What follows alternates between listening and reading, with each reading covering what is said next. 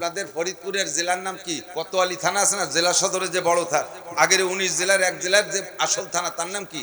কোতোয়ালি। কোতোয়ালি কেন কয়? ওই জায়গা হত্যার বিচার কতলের মাধ্যমে হইতো। তো ওই এখনো মক্কা মদিনা আরবে এরকম আছে মসজিদ, কোতোয়ালি মসজিদ। এই মসজিদই জোহরের নামাজ পড়বো বলে আমরা জামাতে পিছিয়ে পড়ে গেছি, যাই পারি নাই গাড়িতে যাইয়া অজু বানাইতে বসছি অজুখানায়। কোনরা স্থানীয় মুরব্বীরা নামাজ পড়ে বাইরে খেজুর গাছের নিচে এখানে ওখানে ছায় দাঁড়ায় দাঁড়ায় গল্প করতেছে। এই 8-10 বছরে পুলা পানির ডেবু ডুবো বল্টির মতো 3-4 দিয়ে ঠেলাঠেলি করতে করতে এসে আমার গাড়ির উপরে বসছে। আমি সেই অজুর ড্রেনের মধ্যে পড়ে গেছি। তারপরে উঠে তো মেজাজ খারাপ ঠেকতেছে। আমি মুরব্বীদেরকে বললাম, দেখে না এরা কি করে। মুরব্বীরা তাদের মকলেসদেরকে ছোটদেরকে শাসন না করে একটা ধমক না দিয়ে ওদের ভাষায় আইসে আমারে বলতেছে, পিঠি হাত মালিশ করে। আর মালিশ মালিশ মালিশ মানে মনে কিছু করে না। ওদের ভাষায় মালিশ মানে কি? মনে কিছু করে না। যারা সৌদি থাকে তারা জানে মালিশ মানে কিছু মনে করে না। ছোট হাজা সগীর, ওরা ছোট মানুষ। অজু আমার শেষ হয় নাই, আবার রয়েছে গাড়ির পর বসছে সেই কয়টা ঠেলাঠেলি হচ্ছে। আমি আবার বললাম, দেখেন না, আবারও কয় মালিশ হাজা সগীর, এরা ছোট মানুষ মনে কিছু করে। 3 নম্বর বার অজু শেষ করব, অজু শেষ করিয়া হাত মুখ মুস্তিছে হয়ে বসে আবার হয়েছে বার পর শেষে করলাম যে আর তোকে কাছে নালিশ করব না সালিশের জন্য, বিচারটা আমি নিজে হাতে একটু করিয়া না, তাই দিয়ে তোর করতে পারবো না। এতে শেষে বাংলায় খানিক গাইলুলাম, জম্মের গাই। তুই বুঝিস আর না বুঝিস, আমার পেট খালি হোক। ইন্নাল হামদুলিল্লাহ والصلاة والسلام على من لا نبي بعده أما بعد فأعوذ بالله من الشيطان الرجيم بسم الله الرحمن الرحيم إذا وقعت الواقعة ليس لوقعتها كاذبة خافضة رافعة إذا رجت الأرض رجا وبثت الجبال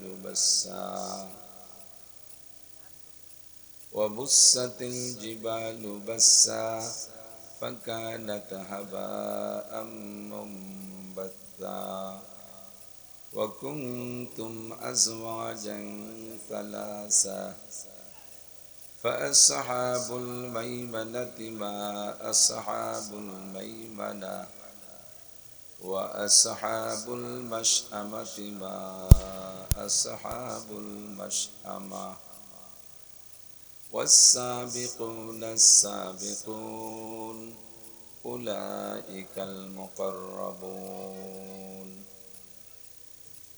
وقال النبي صلى الله عليه وسلم في أشراط الساعة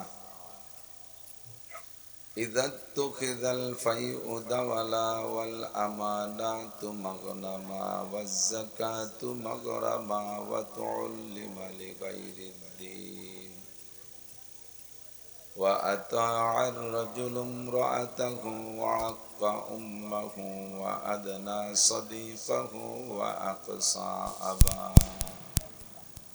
وظهرت الأصوات في المساجد وساد القبيلة فاسقهم وكان زعيم القوم أرذلهم وأكرم الرجل مخافة شره وظهرت المعازف والقينات وشربت الخمور ولعن آكل هذه الأمة أولها فارتقبوا عند ذلك ريحا حمراء وزلزلة ومسكا وقذفا وآيات تتابع كنظام قطع سلكه فتتابع رواه الترمذي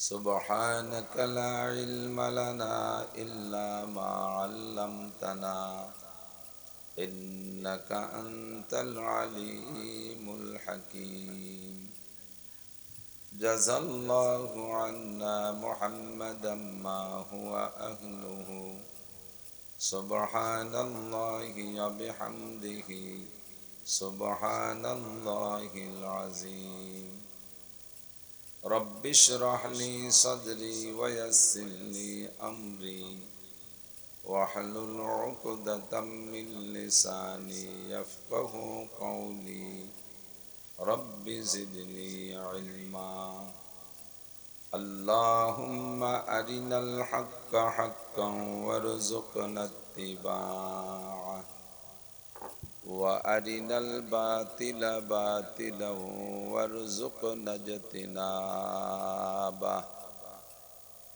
সকলে বলি আমিন মোহাব্বতের সাথে হুজুর আলাইহিস সালাতু ওয়াস সালামের শানে একেবারে দিল থেকে জবান খুলে সকলে একবার দুরূদ ইব্রাহিমি পড়ে নেই আল্লাহুম্মা সাল্লি আলা মুহাম্মাদিন ওয়া আলা আলি মুহাম্মাদ কামা সাল্লাইতা আলা ইব্রাহিম ওয়া আলা আলি ইব্রাহিম ইন্নাকা হামিদুম মাজিদ اللهم بارك على محمد وعلى آل محمد كما باركت على إبراهيم وعلى آل إبراهيم إنك حميد مجيد মোহাব্বতের সাথে কয়েকবার একটু জিকির করে নি লা ইলাহা ইল্লাল্লাহ লা ইলাহা ইল্লাল্লাহ লা ইলাহা ইল্লাল্লাহ লা ইলাহা ইল্লাল্লাহ লা ইলাহা ইল্লাল্লাহ লা ইলাহা ইল্লাল্লাহ لا إله إلا الله محمد رسول الله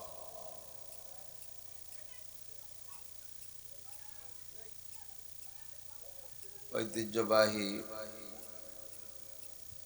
গ্রামের নামটা আগে লেখা এই জায়গা লিখতে আগে ফয়জুদ্দিন হাজিরডাঙ্গি হাফেজিয়া মাদ্রাসা এতিমখানার উদ্যোগ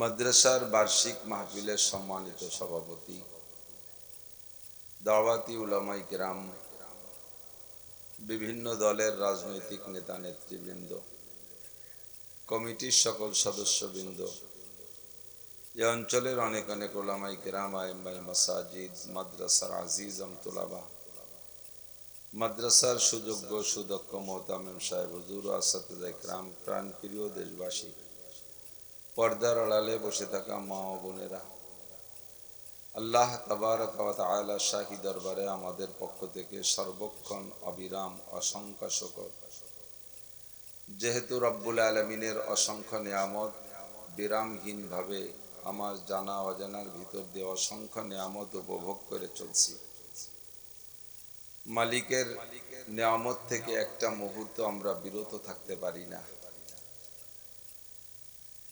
সবচেয়ে বড় নিয়ামত আমাদের জন্য শারীরিকভাবে আল্লাহ পাক বিনা পয়সায় অক্সিজেন অবিরাম সরবরাহ করে যাচ্ছেন বিনা পয়সায় পয়সা দেওয়া লাগে না 1-2 মিনিট আল্লাহ পাক অক্সিজেন বন্ধ করে দিলে আমরা টিকতে পারবো না বাঁচতে পারবো না যে রব্বুল আলামিন অসংখ্য নিয়ামত দিয়ে লালন পালন করে যাচ্ছেন আবার আমাদেরকে এই 800 কোটি মানুষের মধ্য থেকে বাছাই ছাঁটাই করে মুসলমান হিসেবে আমাদের 200 কোটি মানুষকে আল্লাহ তাআলা মুসলমান নামে নামী হওয়ার তৌফিক দিয়েছেন এই অঞ্চলের লক্ষ লক্ষ মানুষের মধ্য থেকে বাছাই ছাঁটাই করে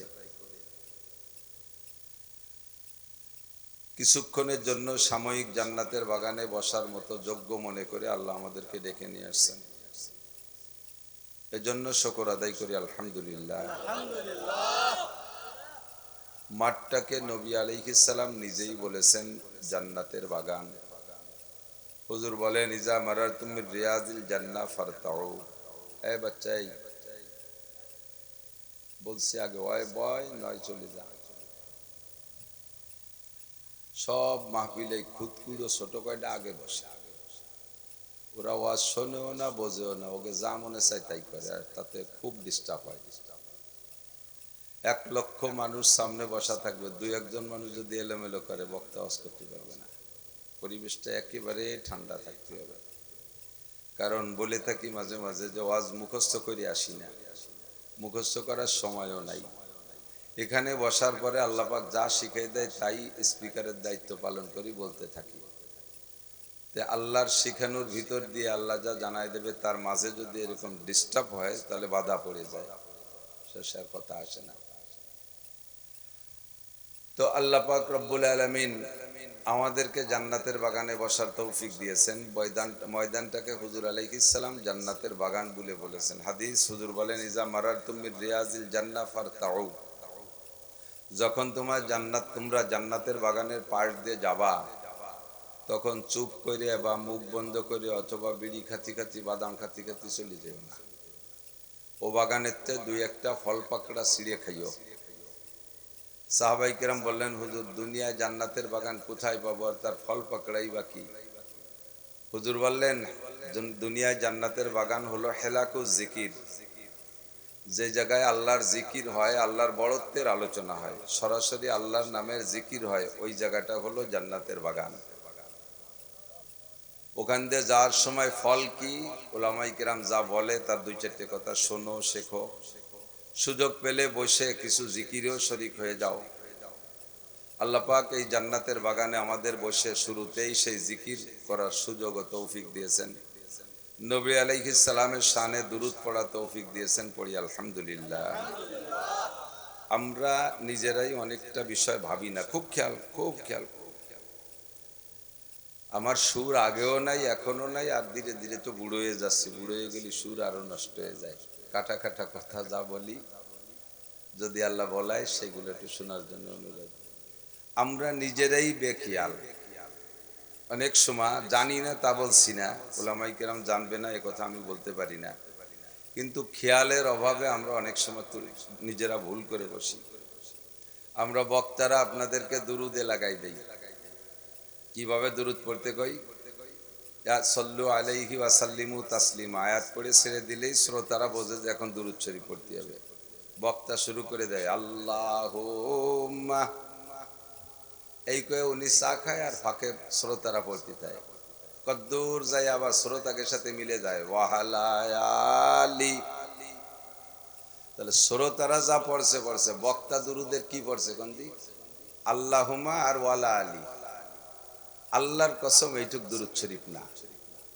আল্লাহুম্মা কয়ে জুড়িয়ে দিয়েছে আর শেষে আবার ওয়ালা আলী কয়ে থামিয়ে গেছে। এটা কি দুরুদ? আপনারা বলেন এটা কি দুরুদ? আমরা আপনাদের জিকিরে জুড়ে দেই লা ইলাহা। এই যে আপনারাও গোড়ার টুক্কর নাই আর আমিও মাথার টুক্কই নেই। কথা বোঝেন? লা ইলাহার মানে জানেন? লা ইলাহা মানে কোনো ইলাহ নাই। কোনো ইলাহ নাই মানে আল্লাহও নাই। এ পর্যন্তর অর্থ কি? লা ইলাহা মানে কোনো ইলাহ নাই, তার মানে 33 কোটি দেবদেবী আমার ইলাহ না। আর লা ইলাহার মানে 33 কোটি দেবদেবীও নাই, আল্লাহও নাই। যখন বলবো ইল্লাল্লাহ তখন সব বাদ যায়, থাকবে শুধু আল্লাহ। কতক্ষণ?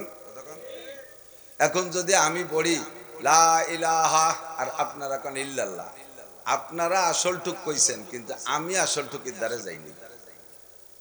আমি শুধু লা ইলাহা লা ইলাহা লা ইলাহা এই কয়ে ছেড়ে দিছি। যদি এর ফাঁকে আমার মরণ হয়ে যায়, হতে পারে কিনা, এজন্য আগে আমি ইল্লাল্লাহটা কয়ে নেই। ইল্লাল্লাহ ইল্লাল্লাহ বলার আগে যদি কেউ লা ইলাহা বলে মারা যায়, ওই লোকটা বিনা হিসাবে কাফের হয়ে মারা গেল, বিনা হিসাবে জাহান্নামী। কারণ সে আল্লাহকে অস্বীকার করে মরছে। লা ইলাহা মানে কি নাই, কেউ নাই, কোনো এলাহ নাই, তার মানে আল্লাহও নাই। যখন বলবো ইল্লাল্লাহ তখন সব বাদ যাবে, থাকবে শুধু আল্লাহ। আর আমরা বক্তারা শুধু লা ইলাহা কয়ে যাই, ইল্লাল্লাহ আমরা কই না। ইল্লাল্লাহ কোন আপনারা, কলেমা কি দুই ভাগ? বক্তার অর্ধেক আর শ্রোতাকে অর্ধেক। হাদিসে আছে মান কানা কিরু কালামিহি লা ইলাহা ইল্লাল্লাহ ফাদাখালাল জান্নাহ। যে ব্যক্তির জীবনের শেষ কলেমা হবে লা ইলাহা ইল্লাল্লাহ, ও যেন জান্নাতে চলিয়াই গেল। এই কথাটা কেমন কথা? যেমন আমাদের দেশে নির্বাচনের সময়, সামনে তো আর জাতীয় নির্বাচন আসতেছে, কমপক্ষে ইউনিয়ন নির্বাচনটা ধরি। ইউনিয়নের নির্বাচনের সময় প্রার্থী দুইজন, তো একজন শোডাউনে বেরোইছে।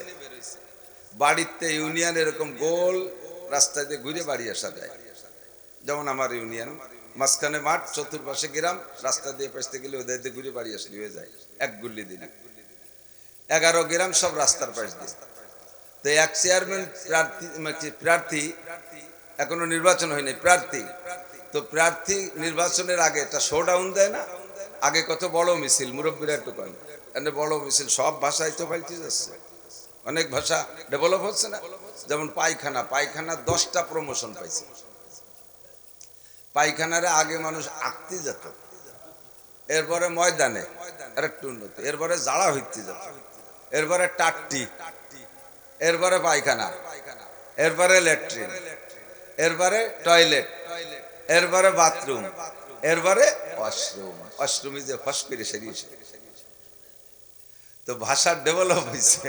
তা আগে ছিল বড় মিছিল, এখন হয়েছে শো ডাউন। অনেকে শো ডাউন দিয়ে আইসে ডাউন দিয়ে শুয়ে পড়ে। তো বড় মিছিল শো ডাউনের দিন এক চেয়ারম্যান এই লোকজন নিয়ে বেরোইছে, ওই দায়িত্বে গ্রাম ঘুরে বাড়ি চলে আসছে। এদিকে পিছনের লোক এখন ওনার বাড়ি ছাড়ে নাই। এত মানুষ, যে বাড়ি গেছে সেই বাড়ি মুড়ি, উড়ুম, চানাচুর, বাদাম, ফুলির মালা, টাকার মালা দিতি দিতি বস্তা ভরি গেছে। আর একজন বেরোইছে 5-7 জন নিয়ে, উনিও প্রার্থী। তো 3-4 বাড়ি যাওয়ার পরে কেউ কিছু খাতি দেয় না, 5-এর 3 জন লজ্জাতে বেরোয় চলিয়েছে। আর জন চারিক নিয়ে সারা ইউনিয়ন ঘুরিয়েছে। 2 জনের 2 অবস্থা না। আগের জনের যে কথা বললাম তার যে অবস্থা, তা দেখে জনগণে কি কয়, তুমি চেয়ারম্যান হয়েই গেছো। এই কয় না, তুমি চেয়ারম্যান হয়েই গেছো, কারণ তোমার সাথে যে পরিমাণ সমর্থন দেখলাম, আর তোমার সমর্থক দেখলাম, আর তোমার পরে এগেনস্টে প্রতিদ্বন্দ্বী যে 6-7 জন নিয়ে বেরোয়েছে, লাস্টে 3 জন নিয়ে বাড়ি চলেছে, কেউ একখান বিস্কুটও খাতি দিনি। তো তেমনই কথা, মান কানা আখিরু কালামিহি লা ইলাহা ইল্লাল্লাহ। মানুষ তো মরার পরেই বেহেশতে যাবে না, মরার পরেই বেহেশতে যাবে না। হাসরের মাঠ কায়েম হবে, হিসাব নিকাশ হবে, বিচার মঞ্চ হবে, সব ফয়সালার পরে তারপরে একদল ফারিকুন ফিল জান্নাহ ফারিকুন ফিস সাইর, একদল জান্নাতে যাবে আর একদল জাহান্নাম। কিন্তু এই মাঝে হাসরের মাঠ কায়েমের আগ পর্যন্ত, মরার পরের থেকে যে লম্বা টাইম, একে বলা হয় আলমে বারজাক। বারজাক মানে পার্টিশন, পর্দা। হাসরের মাঠ কায়েমের আগে যেন একটা পর্দা, একটা পার্টিশন জগৎ। এ জায়গায় জান্নাতও নাই, জাহান্নামও নাই, তবে জান্নাতের আলো বাতাসও আছে, জাহান্নামের সাজা শাস্তি আছে। ডাইরেক্ট জান্নাতের জাহান্নাম না। কারণ কোরআন হাদিসে আসছে, যখন মানুষকে দাফন করা হয়, 2 জন ইয়াতিহি মালাকান, 2 জন ফেরেশতা আসে। দাফন করার পরে 2 জন ফেরেশতা, যাদের ভাগ্যে দাফন আছে, মাটিতে দাফন, তাদের দাফন। যারা আগুনে পুড়ে ছাই হয়ে গেছে তাদের তো দাফন হবে না। যাদের বাগে খেয়ে ফেলাইছে ছাই, দাফন হবে না। যারা পানিতে ডুবে মরে সাগরে চলে গেছে তাদের দাফন হলো না। এরকম করে যারা দাফন নাও হয়েছে, এক কথায় মরার পরে তার রুহের কাছে 2 জন ফেরেশতা আসে। যে হালাতেই থাকুক ওই হালাতে ফাইজ লিসানিহি, তাকে বসায়, ফায়াস আলানিহি, তাকে জিজ্ঞাসা করে 2 জন ফেরেশতা। কি জিজ্ঞাসা করে? তুমি আমলিক করতে না বিএনপি করতে? আর জিজ্ঞাসা হয় না? কি জিজ্ঞাসা করেন তো? মার রব্বুকা, বলেন মার রব্বুকা। কি জিজ্ঞাসা? রব তোমার কে? মার রব্বুকা, তোমার রব কে? জবাব দেবেন কি? রব্বি আল্লাহ, বলেন। অথবা রাদিতু বিল্লাহি রব্বান, আমি আল্লাহকে আল্লাহ হিসেবে, রব হিসেবে তার উপরে সন্তুষ্ট ছিলাম। এরপরে জিজ্ঞাসা হবে আমা দিনুকা, তুমি কোন ধর্মের? জবাব দেবেন কি? আমলিগ না বিএনপি? দিন ইয়াল ইসলাম, বলেন। অবিল ইসলাম দিনান, আমার ধর্ম ছিল ইসলাম। অবি মুহাম্মাদিন নবিয়ান, ওমান নবিয়ুকা অথবা ওমান হাযা রাজুলুল্লাযী বুইসা ফীকুম, যেই ব্যক্তিকে তোমাদের মাঝে নবী হিসেবে পাঠানো হয়েছিল তার সাথে কোনো পরিচয় সম্পর্ক আছে? তিনটে প্রশ্ন হবে। কোনো সন্দেহ আছে? একটু বলেন আছে? যাহার ভিতরে সন্দেহ আছে সেই লোকটাই বেঈমান, আর যার মধ্যে সন্দেহ নাই সেই লোকটা মুমিন। আপনি যে কবরে জবাব দিতে পারবেন, আপনি জবাব দেবেন কি? যখন বলবে ওমান হাযা রাজুলুল্লাযী বুইসা ফীকুম, হাদিসের ব্যাখ্যার মধ্যে আসে যে তখন হয়তো নবী আলাইহিস সালাতু ওয়াস সালামকে আপনার সামনে তুলে ধরা হবে, আপনি চিনবেন কি চিনবেন না। যদি আপনি নবীর মোহাব্বতের উম্মত হয়ে থাকেন, সুন্নতের পাবন্দি করনেওয়ালা হয়ে থাকেন, আপনার শরীরের ভিতরে মুসলমানিত্ব থাকে, আপনি দেখে বলবেন হাযা সাইয়্যিদি ওয়া হাযা নবিয়্যি ওয়া হাযা মুহাম্মাদি, এই যে আমার মুহাম্মদ, এই যে আমার নবী, এই যে আমার নেতা, ওয়া হাযা রাসূলি, এই যে আমার রাসূল। এই ফেরেশতারা ছাড়ো আমার নবীর সাথে সাক্ষাৎ করতে দাও। আপনি কবরেই পাগল হয়ে যাবেন। বলেন না সুবহানাল্লাহ। তিন প্রশ্নের জবাব দেওয়ার সাথে সাথে আরশে আজিম থেকে একটা আওয়াজ আসবে, আপনি কবরে বসে শুনতে পারবেন। এখন শুনবেন না, কবর থেকে শুনবেন। আল্লাহ পাক ওই ফেরেশতাদেরকে বলবে আলবিসুহু মিনাল জান্নাহ, আমার বান্দারে জান্নাতের পোশাক পরাইয়া দাও। জান্নাতে দিও না, জান্নাতের পোশাক পরাই দাও। ওয়া আফরিসুহু মিনাল জান্নাহ, আর জান্নাত থেকে তার খাট পালং বেড বিছানা নিয়ে তার কবরে বিছাইয়া দাও। আফতাহু লাহু বাবান ইলাল জান্নাহ, তারে ডাইরেক্ট জান্নাতে যেতে দিও না, জান্নাতের আলো বাতাস যাতে কবরে বসে পায়, এই জন্য জান্নাত থেকে তার কবরে একটা দরজা খুলে দাও। আফরিসুহু মিনাল জান্নাহ ওয়ালবিসুহু মিনাল জান্নাহ আফতাহু লাহু বাবান ইলাল জান্নাহ। এই তিনটে আপনি কবরে পাবেন, ডাইরেক্ট জান্নাত না, জান্নাতের এগুলো পাবেন না। আবার যাবে যে বেঈমান, তাকেও তিন প্রশ্ন করা হবে। সে প্রত্যেক প্রশ্নের জবাবে বলবে তিনটা, প্রত্যেক প্রশ্নের জবাবে বলবে হা হা লা আদরি, হাদিসের শব্দ হা হা লা আদরি, হা হা লা আদরি, হা হা লা আদরি। দুঃখের বিষয়, হতভাগ্য আমি, কপাল পোড়া আমি, দুর্ভাগ্য আমি, আমি তো জানি না আমার রব কে, আমার দিন কি, আমার কাছে কাকে পাঠানো হয়েছিল, আমি তো তাকে চিনি না। সাথে সাথে আপনার জন্য উপর থেকে আওয়াজ আসবে আলবিসুহু মিনান নার, আগুনের পোশাক পরাই দাও, জাহান্নামের আগুনের পোশাক পরাই দাও। ওয়া আফরিসুহু মিনান নার, আগুনের বিছানা তারা বিছাইয়া দাও। খাট পালং হবে আগুনের, বেড বিছানা হবে আগুনের। আফতাহু লাহু বাবান ইলান নার, আর তার কবরে জাহান্নামের আগুনের সাথে একটা দরজা খুলে দাও। হাদিসে আছে ফায়ুফতা, আগের ব্যক্তির জন্য খুলে দেওয়া হবে, পরের ব্যক্তির জন্য খুলে দেওয়া হবে। আগের ব্যক্তি যখন এই জান্নাতের নাজ ও নিয়ামত কবরে বসে পাইতে থাকবে, দুইজন মানুষ আইসা একজন মাথার কাছে বসে মাথা মেসেজ করবে। বলেন সুবহানাল্লাহ। জিজ্ঞেস করবে মানান্তা আপনি কে? তো ওই মাথার কাছে যিনি, তিনি বলবে আনা তেলাওয়াতুক, আনা কুরআনুক, আমি তোমার কোরআন, আমি তোমার তেলাওয়াত। দুনিয়ায় থাকতে যেটুকু পারতে তেলাওয়াত করতে, আল্লাহ তাআলা সেই তেলাওয়াতের বদৌলতে তোমার জন্য আমাকে খাদেম হিসেবে পাঠিয়েছে। আমি তোমার মাথা মেসেজ করে দেবো, ঘুমাবা। পায়ের কাছে একজন আসবে, সে আইসে পা মেসেজ করে। মানুষকে ঘুমানোর জন্য মাথা আর পা মেসেজ করলে খুব তাড়াতাড়ি ঘুম আসে। কতক্ষণ শরীরের অন্য জায়গায় হাত দিলে আরো ঘুম ভেঙে যায়, আর মাথায় আর পায়ে হাত দিলে ঘুম আসে। তো পার কাছে একজন এসে চিপতে থাকবে, মেসেজ করতে থাকবে। আপনি বাবা তুমি অমান আনতা, তুমি কেডা? কয় যে আনা সালাতুক, আমি তোমার নামাজ। নামাজ আর তিলাওয়াত মাথার কাছে আর পায়ের কাছে আপনাকে মেসেজ করবে, আর বলবে নুম কানাও মাতিল আরুস, নুম কানাও মাতিল আরুস, নুম কানাও মাতিল আরুস। নতুন দুলহার মতো ঘুমাও, তোমার কোনো টেনশন নাই। লা ইস্তাইকুজুকা আহাদুন ইলা ইয়াউমিল কিয়ামা, কিয়ামত পর্যন্ত তোমাকে কেউ ঘুম থেকে উঠবে না। তুমি নতুন দুলহার মতো ঘুমাও, কোনো টেনশন নাই। লা তাহজান ওয়ালা তাখাব, ভয় পেও না, টেনশন করো না, আরামে ঘুমাইতে থাকো।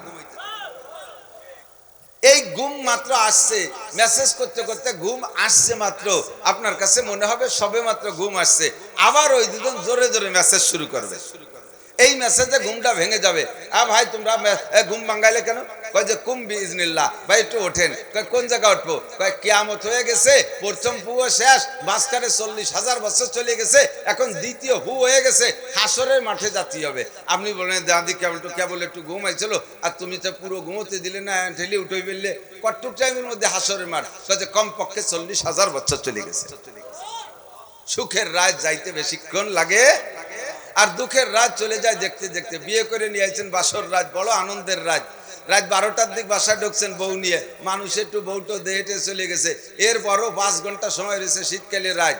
তা কি দিয়ে কি রে জন্য একটা গল্প শেষ, আজান দিয়ে দিয়েছে মুয়াজ্জিনকে। কি হলো বুঝলাম না, রাত শুরু হলেই মাত্র শেষ হয়ে গেল। আর যে রাত্রি আপনার ফাঁসি হবে আল্লাহ না করুক, সেই রাতটা কত বড় রাত হয়ে যায় চিন্তা করতে পারেন? রোগের রাত কত বড় হয়, অসুস্থতার রাত কত বড় হয়, বিপদের রাত অনেক বড় হয়ে যায়, ঠিক কি ঠিক না? আর ওই যে লোকটা দ্বিতীয় লোক প্রশ্নের জবাব দিতে পারে নাই, তার উপর দিয়ে চলে যাবে প্রত্যেক এক একটা দিন তার কাছে মনে হবে খামসিনা আলফা সানা, 40,000 বছর। একেবারে সর্বশেষ লোক যেই লোকটা কবরে মারা যাবে, ওই লোকটার পরও হাসরের মাঠে উঠতে 40,000 বছর। এই 40,000 বছরের প্রত্যেক এক একটা দিন তার কাছে খামসিনা আলফা সানা, 50,000 বছরের মতো মনে হবে। কারণ জাহান্নামের আগুন শোলা মেরে মেরে আসতেছে। তাকেও ফেরেশতারা ঠাট্টা হইরে কবে কি নুম কানামাতিল আরুস, তোমার গায়ে জাহান্নামের জামা, প্যান্ট গেঞ্জি জাঙ্গি মেঙ্গি সব জাহান্নামের। এ হলো জাহান্নামের আগুনের পোশাক। আর তারে জাহান্নামের খাট পালং ল্যাপ তোষক দিয়ে ঠেসে দুরিয়া এরবারে জাহান্নামের আগুনের দরজা খুলে দিয়ে কয় তুমিও নতুন দুলমিয়ার মতো ঘুমাও। ওরও কবে নুম কানামাতিল আরুস, ওর কি নতুন দুলমিয়ার মতো ঘুম আসবে? দুলমিয়া আছেন তো, নতুন জামাই নতুন দুলমিয়া, তার কিরকম ঘুম আসে? এটা হলো কেমন কথা? এদিক দেখান। অনেক সময় মা পিঠে বানায় আদরের সন্তানে, আব্বু খাও শোনা খাও, খাইতে চায় না, তারপর মুখের মধ্যে এখন ঠেলে দেয়, ঢুকোই দেয়। আর একটা বুলা 7-8 বছর 10 বছর বয়স, মার সাথে বিয়াদবি হচ্ছে, মা তার দেশে ধাওয়া, ও বাড়িতে দৌড়ই যে বাইরে যে ওই জায়গায় যে ডেলা মারে। মা এই সময় লাঠি নাচে আর কয় আয় তোর জন্য পিঠে বানাইছে, জম্মের কান খাওয়াবো। এই সময় কি পিঠে না পিটেন? এরও পিঠে খায়, ওরও পিঠে খায়। এর পিঠে অরিজিনাল পিঠে, ওর পিঠে এলো লাঠি দিয়ে ধুলাই, ঠিক না? এনারও কইছে নতুন দুলামিয়ার মতো ঘুমাও, উনারও কয় নতুন দুলামিয়ার মতো ঘুমাও। এই যে মাঝের টাইমটা, এটা জান্নাতও না জাহান্নামও না। যাবেন জান্নাতে কবে? হাসরের মাঠ কায়েমের পরে, বিচারের পরে। কিন্তু যে ব্যক্তি মরণের সময়, এ বাবা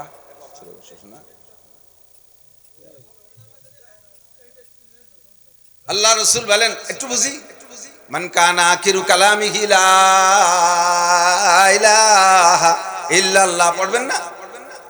লা ইলাহা ইল্লাল্লাহ মুহাম্মাদুর রাসূলুল্লাহ। নবী পাক বলেন দাখালাল জান্নাহ, সে যেন বেহেশতে চলিয়াই গেল। ওর বেহেশতে যাওয়ার জন্য আর কোনো বাধা থাকবে না। বিগত জীবনের সব গুনাহ আল্লাহ মাফ করে দিবেন। শর্ত হলো লা ইলাহা ইল্লাল্লাহ বলা, শুধু লা ইলাহা বলা না। কালেমাটা ভালো করে পড়বেন। উলামায়ে কিরাম যারা স্টেজে বয়ান করেন, আল্লাহু আকবার, আমাদের বাংলাদেশের সবচেয়ে বড় মুহাদ্দিস বলা চলে, এশিয়া মহাদেশের ভিতরে সর্বশীর্ষ উলামায়ে কিরামদের ভিতরে অন্যতম, বাংলাদেশের নেক সন্তান, বর্তমান বাইতুল মুকাররমের খতিব হযরতুল আল্লাম ইমাম বলা হয়, হাদিসের ইমাম আব্দুল মালিক সাহেব। আমি একদিন ওনার এক দর্শে বসছি, দর্শে হাদিস পড়াচ্ছে আমাদের। আমি ওনার ছাত্র না, আমরা ওনার একই বয়সী হব বা 1-2 বছর বড় হতে পারে, একই সমসাময়িক। তো উনি যখন হাদিস পড়ায়, 70-80 বছরের বুড়ো মুহাদ্দিসরা ওনার সামনে বসে ছাত্রর মতো শুনতে মনে চায়। এত বড় আলেম, যা বলে সব নতুন মনে হয়। এত কিতাবের নাম জানে উনি, এতগুলো কিতাবের নাম জানে যতগুলো লাইনের নামও আমি জানি না। আল্লাহর বান্দা হাদিস পড়াচ্ছে আর মাঝে মাঝে পড়ে ওঠে আস্তাগফিরুল্লাহ লা ইলাহা ইল্লাল্লাহ, আস্তাগফিরুল্লাহ লা ইলাহা ইল্লাল্লাহ। আমি ওনার কাছে শুনি নাই, তবে আমার ধারণা, আমার ব্যাখ্যা হলো যে উনি সর্বক্ষণ লা ইলাহা ইল্লাল্লাহ পড়ে পড়ে প্রস্তুত থাকে। কারণ হাদিসে আসে নাই যে ব্যক্তি হাদিস পড়াতে পড়াতে মারা যাবে ওই লোকটা জান্নাতি, যে ব্যক্তি কোরআন পড়াইতে পড়াইতে মারা যাবে জান্নাতি, এ কথা বলা হয়নি। বলা হয়েছে যার জীবনের শেষ কালেমা হবে লা ইলাহা ইল্লাল্লাহ ফাদাখালাল জান্নাহ, ও জান্নাতে চলেই গেল। এই জন্য হাদিস পড়ায় আর মাঝে মাঝে নিজে মরণের জন্য রেডি হয়ে যায় লা ইলাহা ইল্লাল্লাহ। যদি এই কথার পর আমার মরণ হয় তাহলে আমার কপাল খুলে গেল। কথা বলুন ঠিক না? তবে জিকিরটা হবে পূর্ণ লা ইলাহা ইল্লাল্লাহ। অনেক সময় জোট করে সাংগঠনিক জিকির হয়। এই সাংগঠনিক জিকির, দলবদ্ধ জিকির, জুটে ফুটে জিকির করতে যাইয়া তাল ঠিক রাখতে যে জিকিরটা শুদ্ধ করে কয় না। খেয়াল করছে নাকি জানি না, মিলাই মিলাই কইতে যে কয় লা ইলাহা ইল্লাল্লাহ, লা ইলাহা ইল্লাল্লাহ, লা ইলাহা ইল্লাল্লাহ। কি ভুল কইছি টের পান নাই। লারে এক আলিফ যদি না টাইনা সংক্ষেপে শটে মারি দেন লা ইলাহা ইল্লাল্লাহ, তরজমা কি হবে জানেন? লা ইলাহা ইল্লাল্লাহ মুহাম্মাদুর রাসূলুল্লাহ, আল্লাহ ছাড়া কোনো মাবুদ নাই, আর মুহাম্মাদুর রাসূলুল্লাহ ছাড়া কোনো শেষকালে আর কোনো নবী নাই। আর যদি কান লা ইলাহা ইল্লাল্লাহ, তরজমা হবে আল্লাহ ছাড়া আরো মাবুদ অবশ্যই আছে। বলবেন না নাউজুবিল্লাহ? আল্লাহ ছাড়া মাবুদ আছে। আপনি লারে না টানি যদি তাল মিলাইতে যে এরকম বলে, অনেক সময় জিকির করে দলবদ্ধ ভাবে সুবহানাল্লাহ, সুবহাকে থামিয়ে যায়, এরপরে একসাথে আবার দল সাথে সাথে মিলে কে নাল্লাহ সুবহানাল্লাহ সুবহানাল্লাহ। নাল্লাহ কি? আল্লাহ আকবার, আল্লাহ আকবার। আকবার কি? আলহামদুলিল্লাহ, আলহামদুলিল্লাহ। দুলিল্লাহ কি? এই হকবার হকবার বললে আল্লাহ কয় মসজিদের মধ্যে ফক ফক করে কারা? ওকে বিরোধী দিক। কি জিকির? ক্লিয়ার জিকির। বলেন সুবহানাল্লাহ, আলহামদুলিল্লাহ, আল্লাহু আকবার, সুবহানাল্লাহ, আলহামদুলিল্লাহ, আল্লাহু আকবার। দুরূদ পড়বেন তো পূর্ণ দুরূদ পড়বেন। নবী পাক বলেন মান সাল্লাল্লাহু আলাইহি মাররা সাল্লাল্লাহু আলাইহি আশারা মাররা, যে আমার উপরে একবার দুরূদ পড়ে আল্লাহ তার উপরে 10টি রহমত নাজিল করে।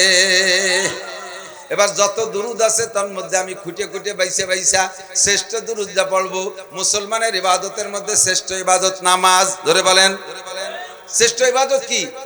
নামাজের মধ্যে যে দুরূদ যা পড়ি সে দুরূদ শ্রেষ্ঠ। অবশ্য নামাজের মধ্যে এনি দুরূদ, যে কোনো দুরূদ পড়লেই নামাজ হয়ে যাবে, ভুল বুঝবেন না। হাদিসের ভিতরে যত দুরূদ আসছে সহিহ দুরূদের থেকে যে কোনো ছোট্ট দুরূদও যদি আপনি ব্যস্ত আছেন, সময়ের ব্যস্ততা আছে, গাড়ি ছেড়ে দিচ্ছে, এখন লম্বা করে দুরূদ পড়তে গেলে সালাম ফিরানোর আগে গাড়ি ছেড়ে দেবে, বাস আপনি আত্তাহিয়াতু পড়ে তারপরে দুরূদ শরীফ আল্লাহুম্মা সাল্লি ওয়া সাল্লিম আলা মুহাম্মদ একটু পড়লে, অথবা সাল্লাল্লাহু আলাইহি ওয়াসাল্লাম এইটুকু পড়ে দোয়া মাসুরা থেকে দুই এক শব্দ পড়ে সালাম ফিরিয়ে দিলে আপনার নামাজ পরিপূর্ণ শুদ্ধ, কোনো কমতি হবে না। তবে নবী আলাইহিস সালাম থেকে নিয়ে সাহাবায়ে কিরাম, তাবেঈন, তাবেঈন, আইম্মায়ে মুজতাহিদিন, আবু হানিফা, শাফিঈ, আহমদ, মালিক, বুখারী, মুসলিম, তিরমিজি ওয়ালা যত মুহাদ্দিসিন বুজুর্গানে দিন, আব্দুল কাদের জিলানী, মঈনুদ্দিন চিশতি, নিজামুদ্দিন আউলিয়া, কুতুবউদ্দিন বখতিয়ার কাকি, যত বুজুর্গানে দিন চলে গেছে সবাই, আমরা সমস্ত মুসলমান আমেরিকা থেকে জাপান পর্যন্ত যত মানুষ নামাজ পড়ে আমরা সবাই নামাজের মধ্যে দুরূদ ইব্রাহিমী পড়ি, ঠিক না? শ্রেষ্ঠ ইবাদতের মধ্যে শ্রেষ্ঠ দুরূদ, দুরূদ ইব্রাহিমী। কতটুকু বা সময় বেশি লাগবে? কমপক্ষে 10 বার আপনার উপরে রহমত নাজিল হবে। কোন সুবহানাল্লাহ, আল্লাহর পক্ষ থেকে 10টি রহমত। একেবারে কম হলেও ছোট্ট করে, বেশিরভাগ বেশি টাইম এই ছোট বাচ্চা কথা বলবেন, এই সময় আপনি বেশি শর্টে শর্টে দুরূদ পড়তে পারেন। সাল্লাল্লাহু আলাইহি ওয়াসাল্লাম, সাল্লাল্লাহু আলাইহি ওয়াসাল্লাম একটু দুরূদ পড়লে আপনার উপর 10টি রহমত নাজিল। তবে দুরূদটা পূর্ণ পড়বেন, বক্তা হইয়া আল্লাহুম্মাকে জুড়িয়ে দেবেন, আর খানিক পরে যে ওয়ালা আলীতে ধরবেন, এই দুরূদ না। আপনি নবীর সাথে ধোঁকাবাজি করছেন, ফাঁকিবাজি করছেন। জিকির করতে যে অর্ধেক জিকির করে লা ইলাহা কয় ছেড়ে দেন, উম্মতরা ইল্লাল্লাহ কয়, ফাঁকে আপনি চা খান, চা খাতি যে যদি গলায় বেঁধে মরে যান তাহলে চা শুদ্ধ আপনি জাহান্নামে চলে যাবেন। আল্লাহ পাক আমাদের বুঝার তৌফিক দান করে। ছোটরা, এই ছোটকে গার্জিয়ান কার, আপনার এদেরকে একটু কন্ট্রোল করে, এতে খুব ডিস্টার্ব হয়। আর এই ছোটকে দেখলে কিন্তু আর বড়কেও শক্ত কথা কয়ে বেলাই দিয়েছে। আমি একবার লিয়াকত সাহেবের নাম শুনছেন না, সালতানগর কান্দার, আমি আর লিয়াকত ভাই দুইজনে গেছি উমরায়, সম্ভবত 16 সালে। তো উমরায় যাইয়া আমরা গেছি, না ভুল কইছি, হজের বছরই 13 সালে গেছি হজে যে গেছি তায়েফে। তো তায়েফের নাম শুনছেন না? এখন তায়েফ বড় মজাদার, বাংলাদেশের চাইতে সুন্দর আবহাওয়া। তায়েফে একটা পাহাড় আছে, অনেক উঁচু পাহাড়, সমতলের থেকে 10,000 ফিট উঁচু।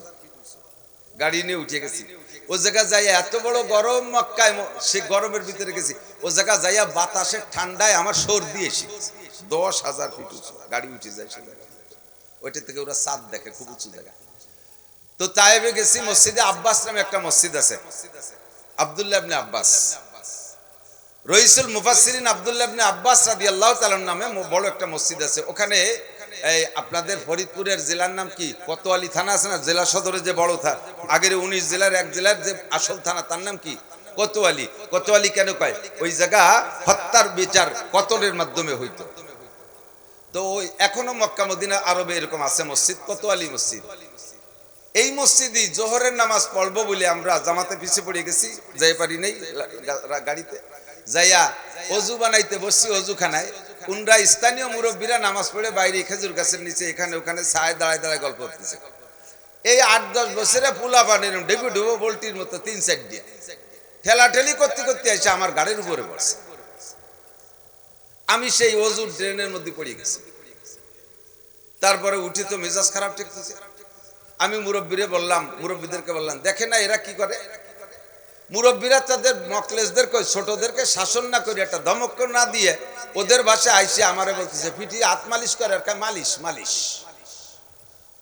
মালিশ মানে মনে কিছু করে না। ওদের ভাষায় মালিশ মানে কি, মনে কিছু করে না। যারা সৌদি থাকে তারা জানে মালিশ মানে কিছু মনে করে না। ছোট হাজা সগীর, ওরা ছোট মানুষ। অজু আমার শেষ হয় নাই, আবার রয়েছে গাড়ির পর বসছে সেই কয়টা ঠেলাঠেলি হতে।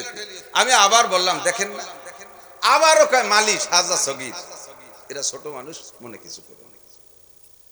3 নম্বর বার অজু শেষ করব, অজু শেষ করিয়া হাত মুখ মুছতেছি হয়ে বসে আবার হয়েছে আমার পর শেষে করলাম যে আর তোকে কাছে নালিশ করবো না সালিশের জন্য, বিচারটা আমি নিজে হাতে একটু করি না।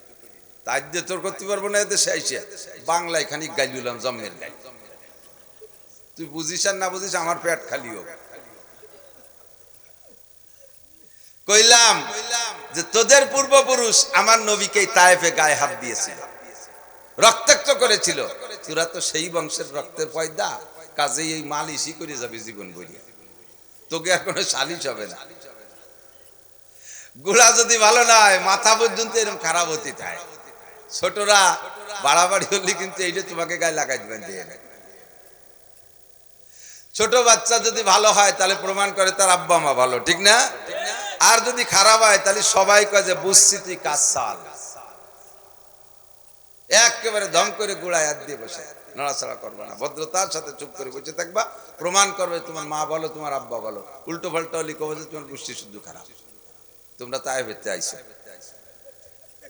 আল্লাহ সবাই হেফাজত করুক না, আমি আল্লাহু আকবার। দুনিয়া এখন আছে না নাই?